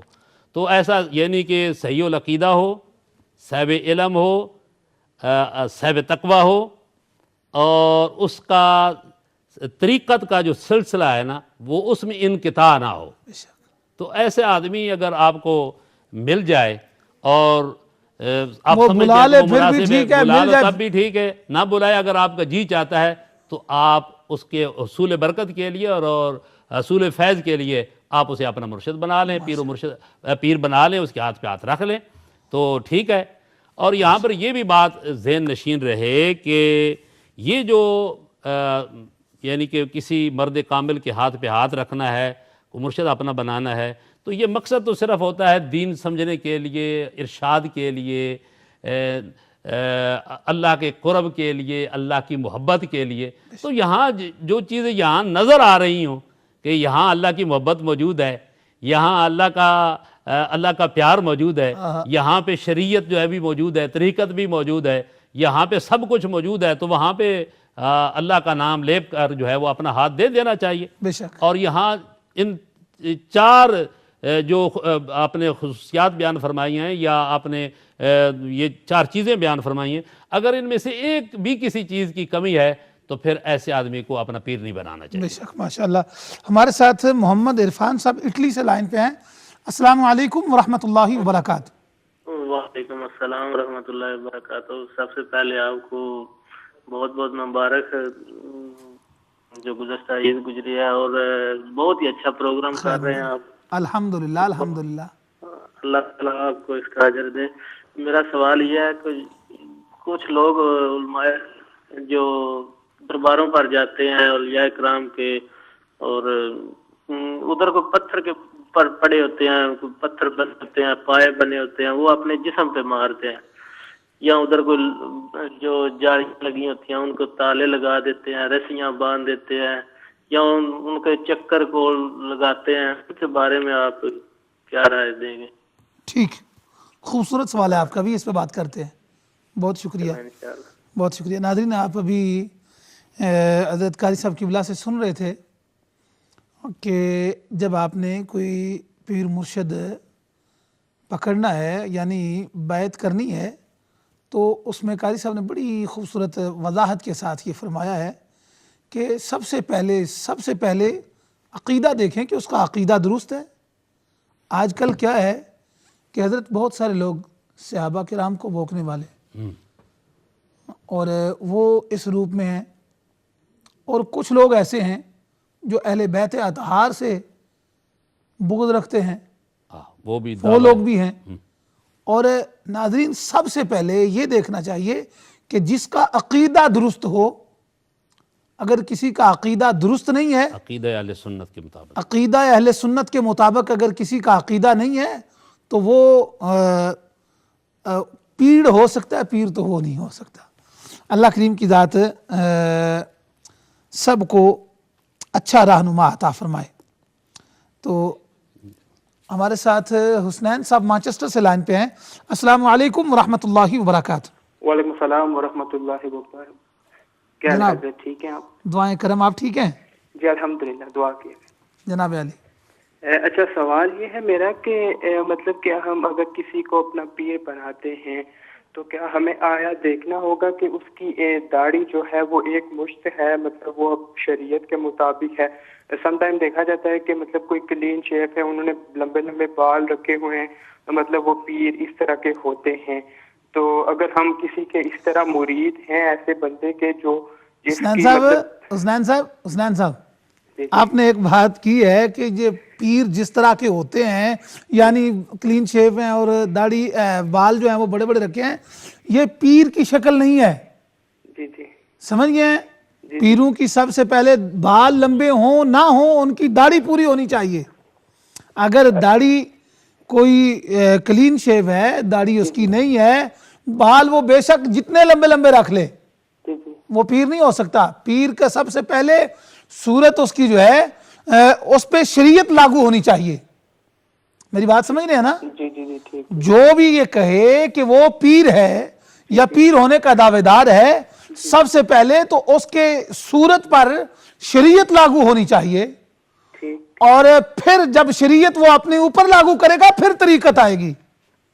اور اگر شریعت ہی اس نے اپنے اوپر وارد نہیں کی ہوئی، لاگو ہی نہیں کی ہوئی، تو طریقت اس میں کیسے آئے گی؟ شریعت اور طریقت یہ دونوں لازمی ہیں، ان میں سے ایک چیز بھی نہ ہو تو وہ بندہ پیر نہیں ہو سکتا.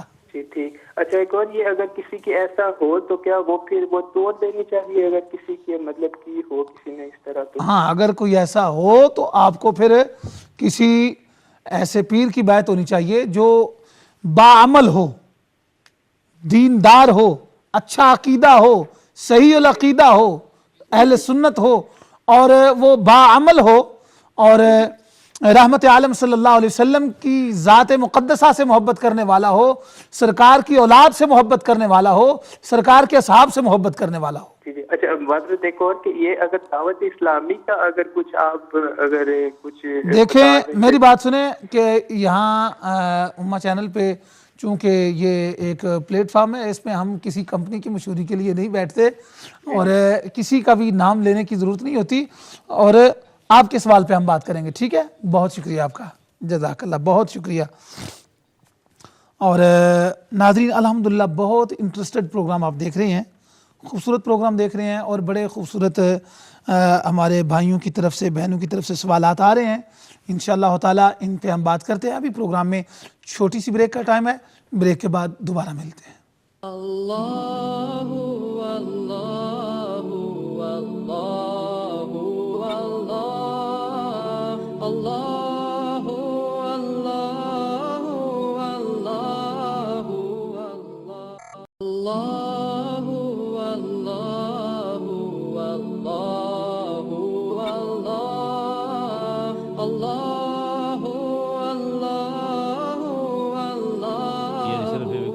بسم اللہ الرحمن الرحیم. معزز ناظرین، بریک کے بعد دوبارہ آپ کی خدمت میں حاضر ہیں، اور الحمدللہ بہت خوبصورت پروگرام آپ دیکھ رہے ہیں، فرینڈ آف اللہ. اور اس میں آج ہم حضرت شاہ عبداللہ دریائی رحمۃ اللہ تعالی علیہ کا ذکر کر رہے ہیں، اور اس کے ساتھ ساتھ مزارات کے بارے میں اور اولیاء اللہ کے بارے میں اور اپنے پیر و مرشد کے حوالے سے جو لوگوں کے ذہن میں سوالات تھے الحمدللہ وہ آپ لوگ کر رہے ہیں، آ رہے ہیں، اور ان پہ الحمدللہ قرآن و حدیث کی روشنی میں وضاحت بھی کی جا رہی ہے۔ اللہ کریم کی ذات ہمارا بیٹھنا، آپ لوگوں کا سننا اپنی بارگاہ میں قبول و منظور فرمائے، اور ہمیں ہمیشہ حق کی تلاش میں رہنے کی توفیق عطا فرمائے۔ ہاں ماشاءاللہ ہمارے ساتھ ہمارے بڑے پیارے کالر جناب ایم خان صاحب بریڈ فورڈ سے لائن پہ ہیں، ان کو میں خوش آمدید کہوں گا، اور خان صاحب کو میں پورا رمضان کا مہینہ تلاش کرتا رہا ہوں۔ السلام علیکم ورحمۃ اللہ وبرکاتہ خان صاحب۔ وعلیکم السلام ورحمۃ اللہ وبرکاتہ۔ حضور کی بلا شاہ صاحب، یہ آپ کی دعاؤں کا صدقہ ہے کہ آپ کے ہی گھر سے ہمیں اللہ کی تلاش ملی، اور آپ ہی گھر سے ہمیں محمد رسول اللہ صلی اللہ علیہ وسلم کی نعمت ملی، اور امت چینل پر بھی اللہ نے اپنے نبی کے گھر کے ہی لوگ بٹھائے ہیں الحمدللہ، تاکہ جہاں دیکھیے حضور کے جو لوگ ہیں اہل بیت کے، واقعی اہل بیت اس کو کہتے ہیں کہ جو شکل و صورت سے محمد رسول اللہ صلی اللہ علیہ وسلم کی اور حضور مولا علی مشکل کشا کی تابع ہو۔ الحمدللہ، یہ ہے حضور کی خصوصی توجہ کا صدقہ۔ الحمدللہ حضور کیونکہ وہ آپ کے گھر کی بات چلی ہے تو میں مناسب یہی سمجھتا ہوں کہ آپ کے گھر کی بات کی جائے۔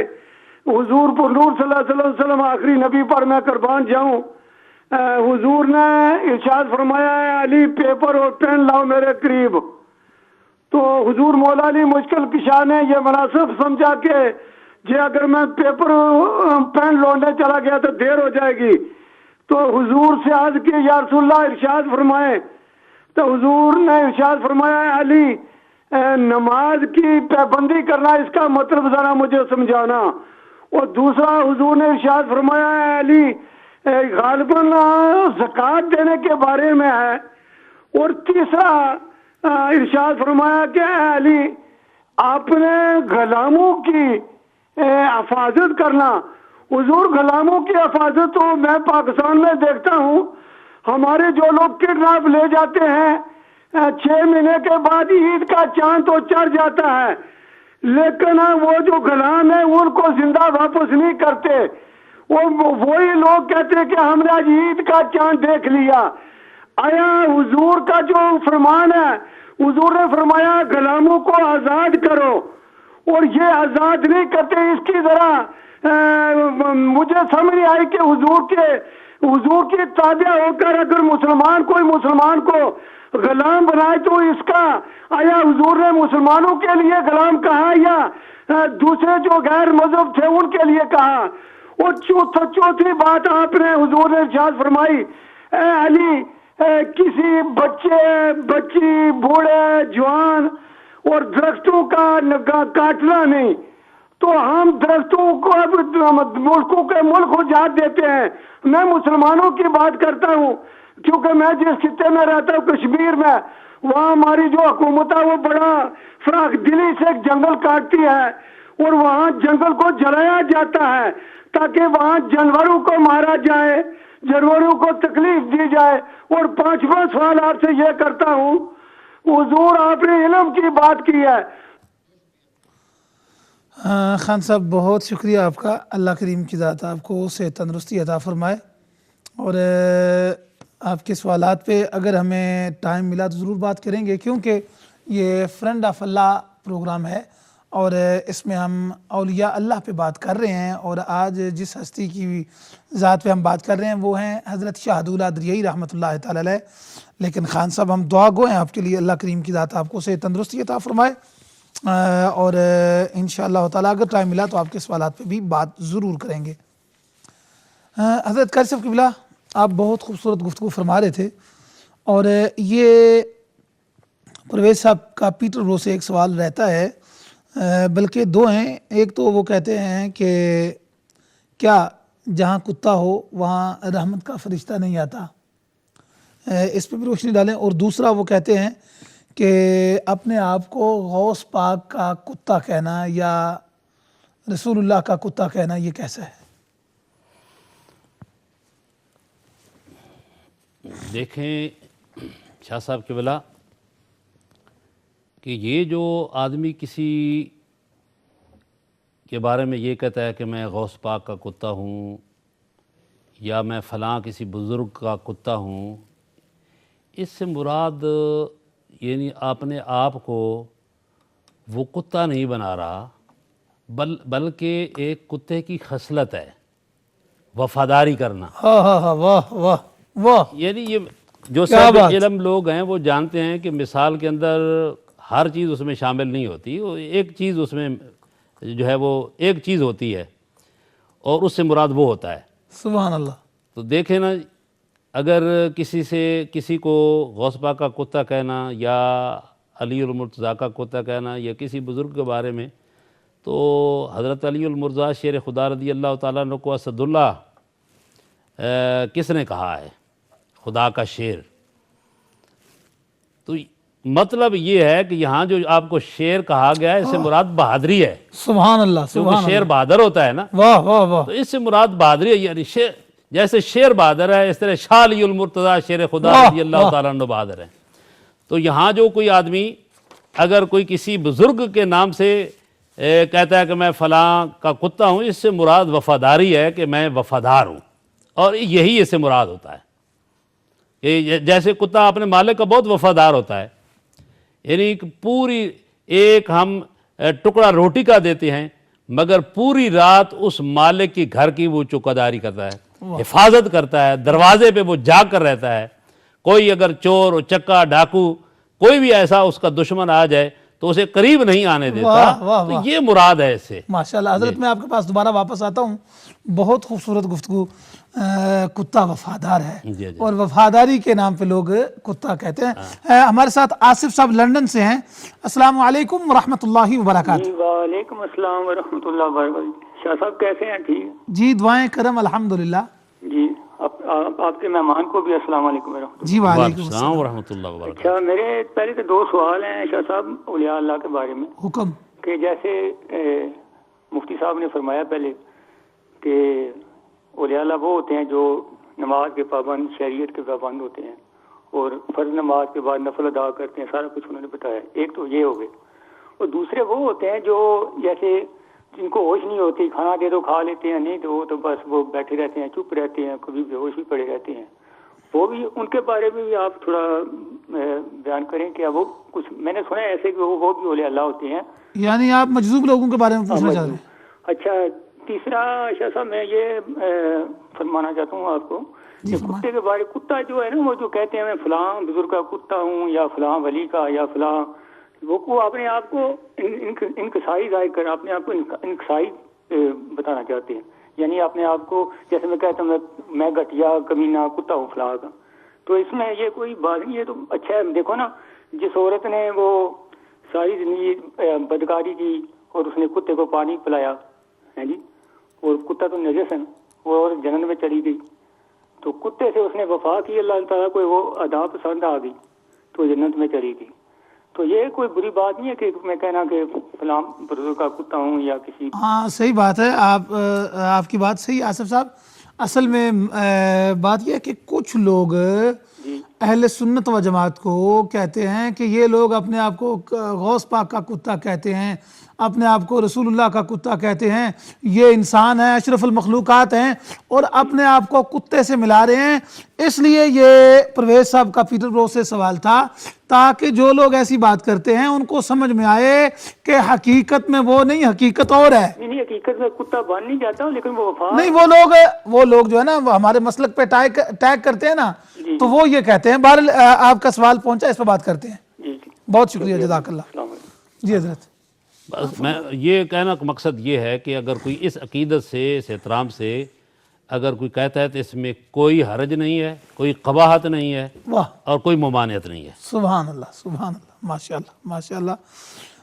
یعنی جو لوگ اعتراض کرتے ہیں کہ یہ اشرف المخلوقات ہو کے اپنے آپ کو کتے سے ملا رہے ہیں، ان کو یہ سمجھ لینا چاہیے کہ حقیقت میں کتا وفادار ہوتا ہے، اور جس کو یہ کہہ رہے ہیں کہ ہم مثال کے طور پہ رسول اللہ کے کتے ہیں تو ہم رسول اللہ کے وفادار ہیں الحمدللہ۔ اور وفاداری ایک چیز مراد ہے اس سے، وفاداری، الحمدللہ وفاداری مراد ہے اس سے، ماشاءاللہ۔ یعنی جیسا وہ مالک کا وفادار ہے، وہ بے وفائی نہیں کرتا، بے شک ہم بھی بے وفائی کرنے والے نہیں ہے، بس اس سے بڑھ کر اور کوئی بھی نہیں ہے. ماشاءاللہ ماشاءاللہ. حضرت یہ ہماری ایک بہن ہے شمیم، ان نے لوٹن سے یہ سوال کیا تھا کہ کچھ لوگ یہ کتا رکھتے ہیں، کتا پالتے ہیں، اس کو ہاتھ بھی لگاتے ہیں اور پھر اس کے ساتھ کپڑے وغیرہ بھی لگتے رہتے ہیں، اور کیا انہی کپڑوں کے ساتھ وہ نماز پڑھ سکتے ہیں؟ دیکھیں، اگر کتے کا جو جسم ہے نا، اگر وہ جسم کے ساتھ پانی نہ لگا ہوا ہو، کیچڑ نہ لگا ہوا ہو، گند نہ لگا ہوا ہو، تو جو اس وقت میرے ذہن میں ہے وہ یہ ہے کہ وہ کپڑا وغیرہ ناپاک نہیں ہوتا. ٹھیک ہے. اور اگر کوئی اس قسم کی چیز لگی ہوئی ہے تو پھر کپڑا جو ہے وہ ناپاک ہو جاتا ہے. اسی طرح اگر کتے کا منہ کا تھوک وغیرہ یا ایسی چیز کوئی لگ گئی ہے تو وہ کپڑا ناپاک ہو جاتا ہے. لیکن اگر جسم کے ساتھ کوئی ایسی چیز نہیں ہے، خشک ہے، تو اس میں جو ہے وہ کپڑا جو ہے وہ ناپاک نہیں ہوتا. حضرت ایک بہن نے لندن سے یہ پوچھا تھا کہ عورتوں کو مزار پر جانے کی کس حالات میں اجازت ہے؟ عورتوں کو کیا مزار پر جانا چاہیے، نہیں جانا چاہیے؟ جانا ہے تو کس طرح وہ جائیں؟ اور دوسرا وہ پوچھتی ہیں کہ انہوں نے کسی سے سنا ہے کہ عورتیں جب گھر سے مزارات پر جانے کے لیے نکلتی ہیں تو ان پر اللہ کی طرف سے لعنتیں پڑھنا شروع ہو جاتی ہیں. میرے خیال ہے وہ ایک پہلی بات تو یہ ہے کہ عورتوں کو مزارات پہ جانا چاہیے یا نہیں جانا چاہیے. علماء اہل سنت میں اگرچہ ایسے بھی قول موجود ہے کہ عورتوں کو مزارات پہ جانے سے انہوں نے منع کیا ہے، لیکن بہت سارے علماء ہیں جنہوں نے اس بات کی اجازت بھی دی ہے، اور اس کی تشریح ایسے کرتے ہیں کہ جہاں جن علماء نے روکا ہے، اس سے مراد چونکہ ایک تو یہ ہے کہ عورت جو ہے وہ جہاں کر اگر بے صبری کرے گی یا بے پردگی کرے گی، عورت اور مرد کا اختلاط ہوتا ہے، تو اس وجہ سے وہ روکتے ہیں. اگر عورت اپنے پردے کا بھی اہتمام کرے اور مرد اور عورت کا اختلاط بھی نہ ہو اور وہاں پہ کوئی بے صبری کی بات بھی نہ کرے، وہاں جیسے کہ ایک عام آدمی جاتا ہے، جائے دعا مانگ کر واپس آ جائے، با پردہ ہو کر جائے، وہاں عورت اور مرد اکٹھے نہ ہوں، یعنی اختلاط نہ ہو، تو اس میں شرعاً کوئی حرج نہیں ہے.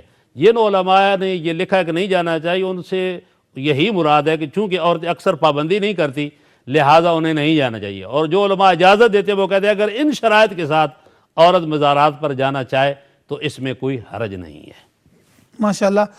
ہمارے ساتھ محمد صاحب لندن سے لائن پہ ہیں. السلام علیکم ورحمۃ اللہ وبرکاتہ. السلام شاہ صاحب، علامہ صاحب کو بھی میرا بہت بہت سلام ہو. جی وعلیکم السلام ورحمۃ اللہ وبرکاتہ. شاہ صاحب دو چھوٹے سے کوشچن ہیں. حکم. میں بچپن میں سنتا تھا میری والدہ سے کہ دولے شاہ دے بچے نے، ان کے ہوتے تھے چھوٹے منہ اور چھوٹے سر.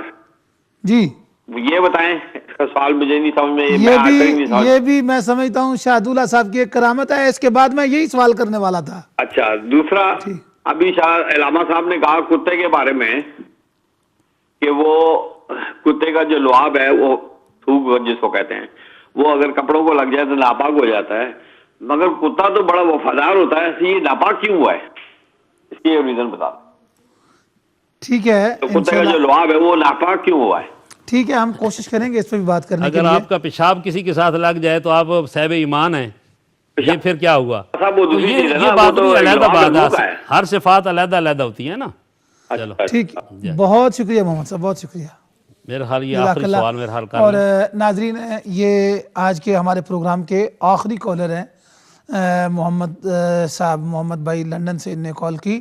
ابھی ہمارے اسٹوڈیو کی ٹیلی فون لائن جو ہیں وہ کلوز ہو چکی ہیں، اور انشاءاللہ تعالی ابھی جو ہمارے سوالات ہیں ان پہ ہم بات کریں گے. میرے خیال یہ آخری سوال جو بھائی صاحب نے کیا ہے، ٹائم آپ کے پاس کتنا ہے؟ اس سے پہلے ہاں، وہ حضرت شاہدولہ صاحب کے جو چوہوں کے بارے چوہے جن کو بولتے ہیں اپنی زبان میں چھوٹے سر والے، میں چاہوں گا کہ کچھ لوگ اس پہ بھی بات کرتے ہیں، ذرا اس کی آپ تھوڑی سی وضاحت فرمائیں.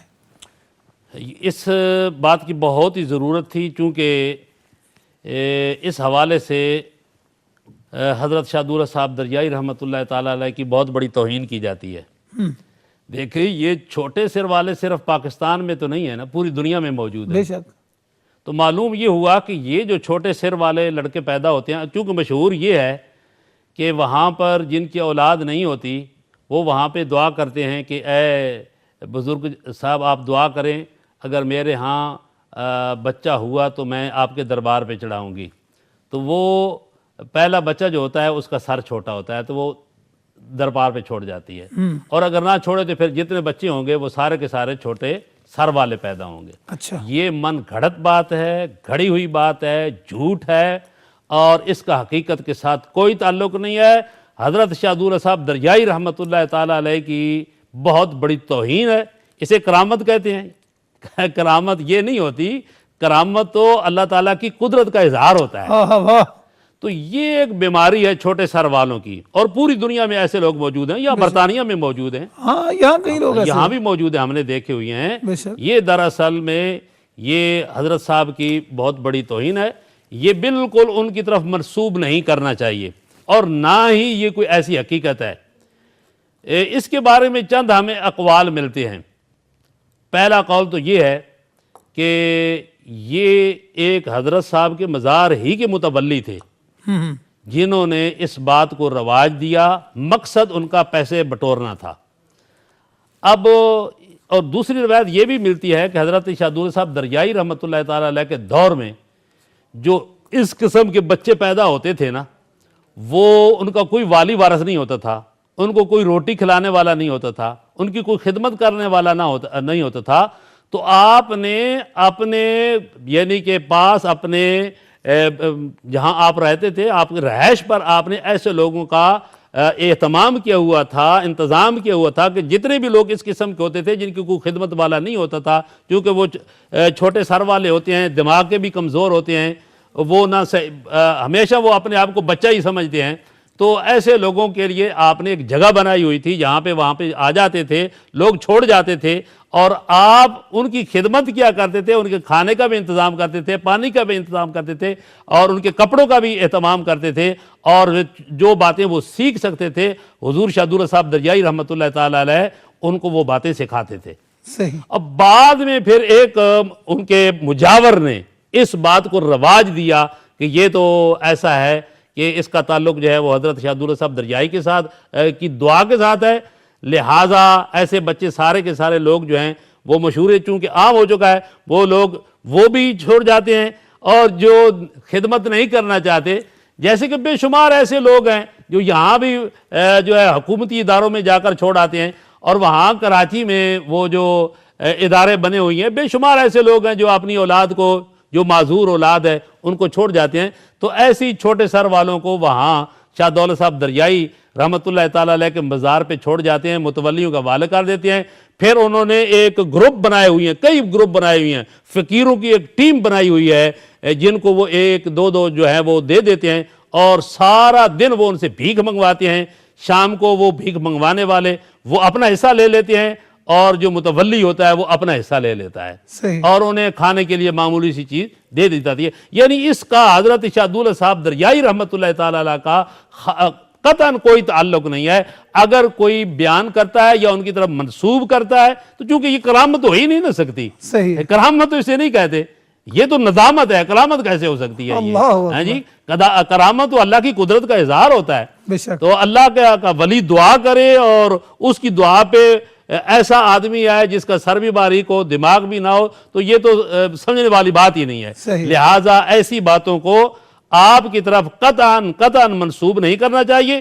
یہ آپ کی بہت بڑی بے ادبی ہے، اور اس کا قطعاً کوئی ایسا تعلق نہیں ہے، بلکہ صرف اور صرف پیٹ کے پجاریوں نے یہ ایک کرامت گھڑی ہوئی ہے. کرامت خیر نہیں کہنا چاہیے، ایک واقعہ گھڑا ہوا ہے، اور اس کے طریقے سے، اس ذریعے سے جتنے بھی ہمارے ملک پاکستان میں چھوٹے سر والے پیدا ہوتے ہیں وہاں شاہ عبداللہ صاحب دریائی رحمۃ اللہ تعالیٰ علیہ کے مزار پہ چھوڑ آتے ہیں. پھر وہ مجاور جو ہے انہیں بیچ دیتا ہے اور سارا دن ان سے وہ بھیک منگواتے ہیں. لہٰذا اس کا قطعاً شاہ عبداللہ صاحب دریائی رحمۃ اللہ تعالیٰ کے ساتھ کوئی تعلق نہیں ہے. یہ من گھڑت بات ہے، اور کسی کو بھی غلطی کے ساتھ بھی کسی کو آپ کی طرف یہ بات منسوب نہیں کرنی چاہیے. ماشاءاللہ ماشاءاللہ. حضرت یہ ایک سوال بھی بہن نے کیا تھا، اور میں نے خود بھی وہاں شاہ عبداللہ صاحب رحمۃ اللہ تعالی علیہ کے مزار پر بھی میں نے دیکھا ہے اور بھی کئی جگہ پر دیکھا ہے، مزارات پر جب لوگ جاتے ہیں تو یہ عرفان صاحب نے اٹلی سے سوال کیا تھا کہ وہ پوچھتے ہیں وہاں اگر کوئی پتھر پڑا ہے تو وہ لوگ پتھر لے کے اپنے جسم پہ مل رہے ہیں، یا وہاں جا کے وہ کوئی لیریں باندھ رہے ہیں یا دھاگے وہاں باندھ رہے ہیں اور ان کو گرے لگا رہے ہیں، کیا یہ اس کا شرعی طور پہ کیا ہے اس کا؟ دیکھیں، یہ جو پتھر ہے ان کی مزار پرنوردوار پر پڑا ہے، اس کا جسم کے ساتھ لگانا اس کا ایک الگ بات ہے۔ دوسری جو باتیں بیان کی اس انہوں نے کیا تھا کہ وہ رسی بھی باندھ لیتے ہیں، کوئی یہ جو بھی کرتے ہیں، تو میں سمجھتا ہوں کہ وہ جتنی باتیں ہیں سوائے اس کے پتھر کے، اس کو چھوڑ دیں، باقی ساری باتیں جو ہیں وہ من گھڑت ہیں اور مصنوعی ہیں، ان کا کوئی بزرگ کے ساتھ کوئی تعلق نہیں ہے۔ بالکل ٹھیک ہے صحیح۔ اس سے ہر مسلمان کو اجتناب کرنا چاہیے، پرہیز کرنا چاہیے، اور ایسا کوئی کام بھی نہیں کرنا چاہیے کہ جس کا شرع شریف سے کوئی تعلق نہ ہو۔ بے شک۔ رہی یہ بات کہ اس پتھر کے اوپر، اس مزار کے اوپر پتھر پڑا ہے تو وہ پتھر آپ چہرے پہ ملتے ہیں یا اپنے جسم پہ ملتے ہیں، تو اس کی وجہ یہ ہے کہ وہ پتھر لگا ہوا ہے اس قبر کے ساتھ، مزار کے ساتھ، اور مزار جو ہے وہ لگا ہوا ہے بزرگ کے جسم کے ساتھ۔ صحیح۔ تو اس جسم کی برکت قبر کو مل رہی ہے، اس قبر کے ساتھ پھر اس پتھر کو مل رہی ہے، اور وہ برکت جو ہے انسان وہ پتھر اٹھا کر جو ہے وہ اپنے بدن پر پھیر لیتے، اس میں کوئی حرج نہیں ہے۔ میں اس کی چند مثالیں کتب احادیث سے بھی دے سکتا ہوں، مثلا حدیث مبارکہ سے دے سکتا ہوں، کتب احادیث میں یہ موجود ہے۔ میں صرف ایک حوالہ عرض کرتا ہوں اس وقت کہ حضرت عبداللہ ابن عمر کے بارے میں، حضرت عبداللہ ابن عمر کے بارے میں یہ ہے کہ آپ جمعے کے دن جس منبر شریف پر حضور صلی اللہ علیہ وآلہ وبارک وسلم بیٹھتے تھے، وہ اس جگہ پہ ایسے ہاتھ لگاتے اور ہاتھ لگا کر اپنے چہرے پہ مال لیتے تھے۔ سمجھ گئے؟ تو اس میں یہ ہوتا ہے کہ چونکہ برکت تو شامل ہوتی ہے، اس میں بے شک برکت تو شامل، چونکہ جسم ملا ہوا ہے نا۔ دیکھیں نا جناب یوسف علیہ السلام کی قمیض کرتے کے بارے میں قرآن پاک میں موجود نہیں ہے کہ اس کو جناب یعقوب علیہ السلام کی آنکھوں پہ لگاؤ تو آنکھوں کی بینائی آ جائے گی۔ تو وہ کرتے نے برکت کہاں سے حاصل کی ہے؟ جناب یوسف علیہ السلام کے جسم سے حاصل کی ہے۔ حضور علیہ السلام کہ کرتا مبارک یہ مشہور تھا کہ جو بھی بیمار ہو جاتا ام المومنین کے پاس آتا، وہ برتن کے اندر پانی ڈالتی، اس پانی میں حضور صلی اللہ علیہ وسلم کے لباس مبارک کا ایک تھوڑا سا حصہ بھگو کر وہ پانی پلا دیا جاتا تو اس بیمار کو شفا مل جاتی تھی۔ اور بے شمار اس قسم کے واقعات جو ہے وہ بیان کی جا سکتے ہیں۔ دراصل وہ برکت تو ہے اس بزرگ کی، اس وجود کی جس نے پوری زندگی اللہ کے ذکر میں گزاری ہے اور اللہ کے عشق کا سودا اس کے سینے میں موجود ہے۔ وہ برکت منتقل ہو رہی ہے قبر پر، اور وہ لگ رہی ہے برکت پتھر کے ساتھ، وہ پتھر ہم اپنے چہرے پہ مر رہے ہیں، تو گویا وہ اس برکت کے حصول کے لیے یہ عمل کرتا ہے، اس میں کوئی حرج نہیں ہے۔ ماشاءاللہ ماشاءاللہ۔ ناظرین، آپ نے بہت شاندار پروگرام دیکھا آج فرینڈز آف اللہ کے حوالے سے، بڑا خوبصورت پروگرام آپ کو دیکھنے کے لیے ملا الحمدللہ۔ اور آپ نے آج جس ہستی کا ذکر سنا ہے وہ ہیں حضرت شاہ کبیر الدین المعروف حضرت شاہ دولہ دریائی رحمۃ اللہ تعالی علیہ، اور انشاءاللہ تعالی اگلے پروگرام میں ایک اور بزرگ کا ذکر کریں گے۔ اگلے جمعۃ المبارک میں انشاءاللہ تعالی اس پروگرام یعنی فرینڈز آف اللہ میں دوبارہ ملاقات ہوگی۔ تب تک کے لیے پروگرام ختم کرنے کی اجازت دیجیے۔ السلام علیکم ورحمۃ اللہ وبرکاتہ۔